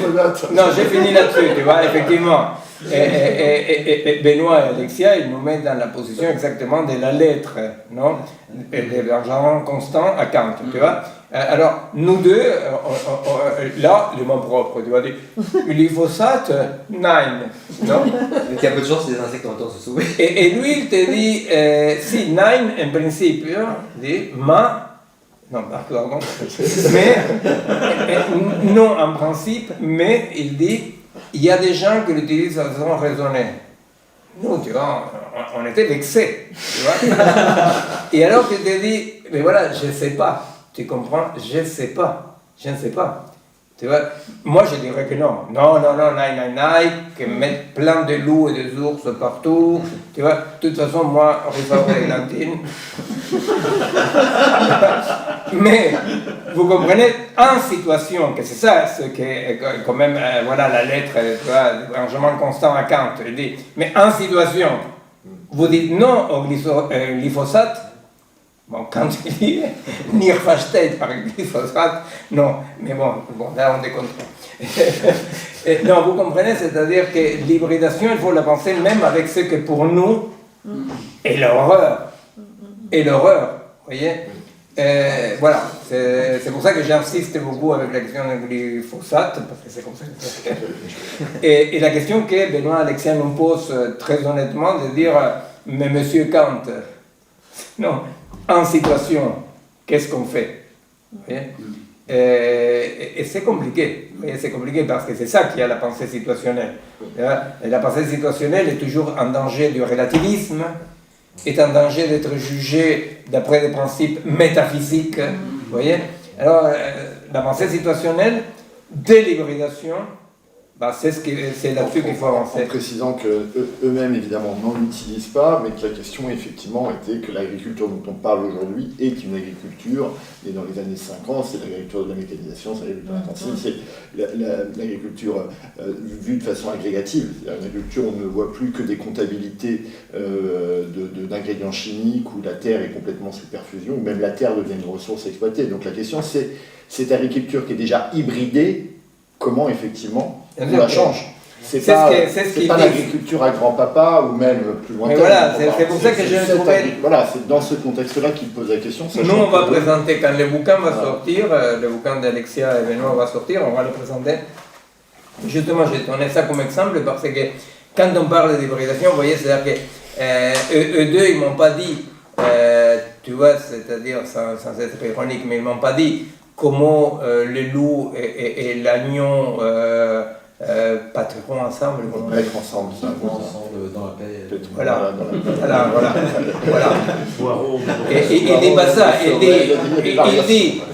il dit là, l'agriculture est absolument contaminée et hybridée, alors faites attention avec toute position kantienne, puriste, tu vois, c'est pas évident la question de l'hybridation. Mais moi je pense que si nous ne sommes pas capables de penser l'hybridation dans les côtés, les mains dans les cambouis, ben on reste dans le côté tout à fait idéaliste. Bon, je suis sûr que si parmi les personnes qui nous suivent sur YouTube racontent à nos amis technophobes ces séminaires, ce soir j'aurais perdu beaucoup d'amis. Alors le prochain séminaire est Le 5 mars. le prochain séminaire est le 5 mars. On est le 5 février. Et je rappelle, Après les vacances scolaires. absolument, je rappelle donc pour nos amis, soit ceux qui nous suivent en Zoom, ils peuvent intervenir quand ils veulent, mais même tous ces gens qui nous font vraiment le plaisir de nous suivre en différé par YouTube, ils peuvent, en s'adressant au site du collectif Malgré tout, nous adresser des questions, des remarques ou des interventions. Auxquelles on ne répondra jamais. Mais... Et seront intégrés de Mais qui nous répondent à son Ils réponse. sont pas cons, ils sont pas cons. En plus, il répond. Et d'ailleurs, la question qu'avait posée Émilie, je pense qu'on y a en partie, Miguel y a en partie répondu. Bon, alors, Ça c'est bien de le dire. au 5 mars, et contrairement à ce qu'Alexandre a dit, nous, on va incorporer toutes les questions que les gens qui nous suivent sur YouTube nous poseront, Oui. tramiter à travers les collectifs, Ce qui est malin, c'est les que- sites du collectif Malgré tout. Ce qui est malin, c'est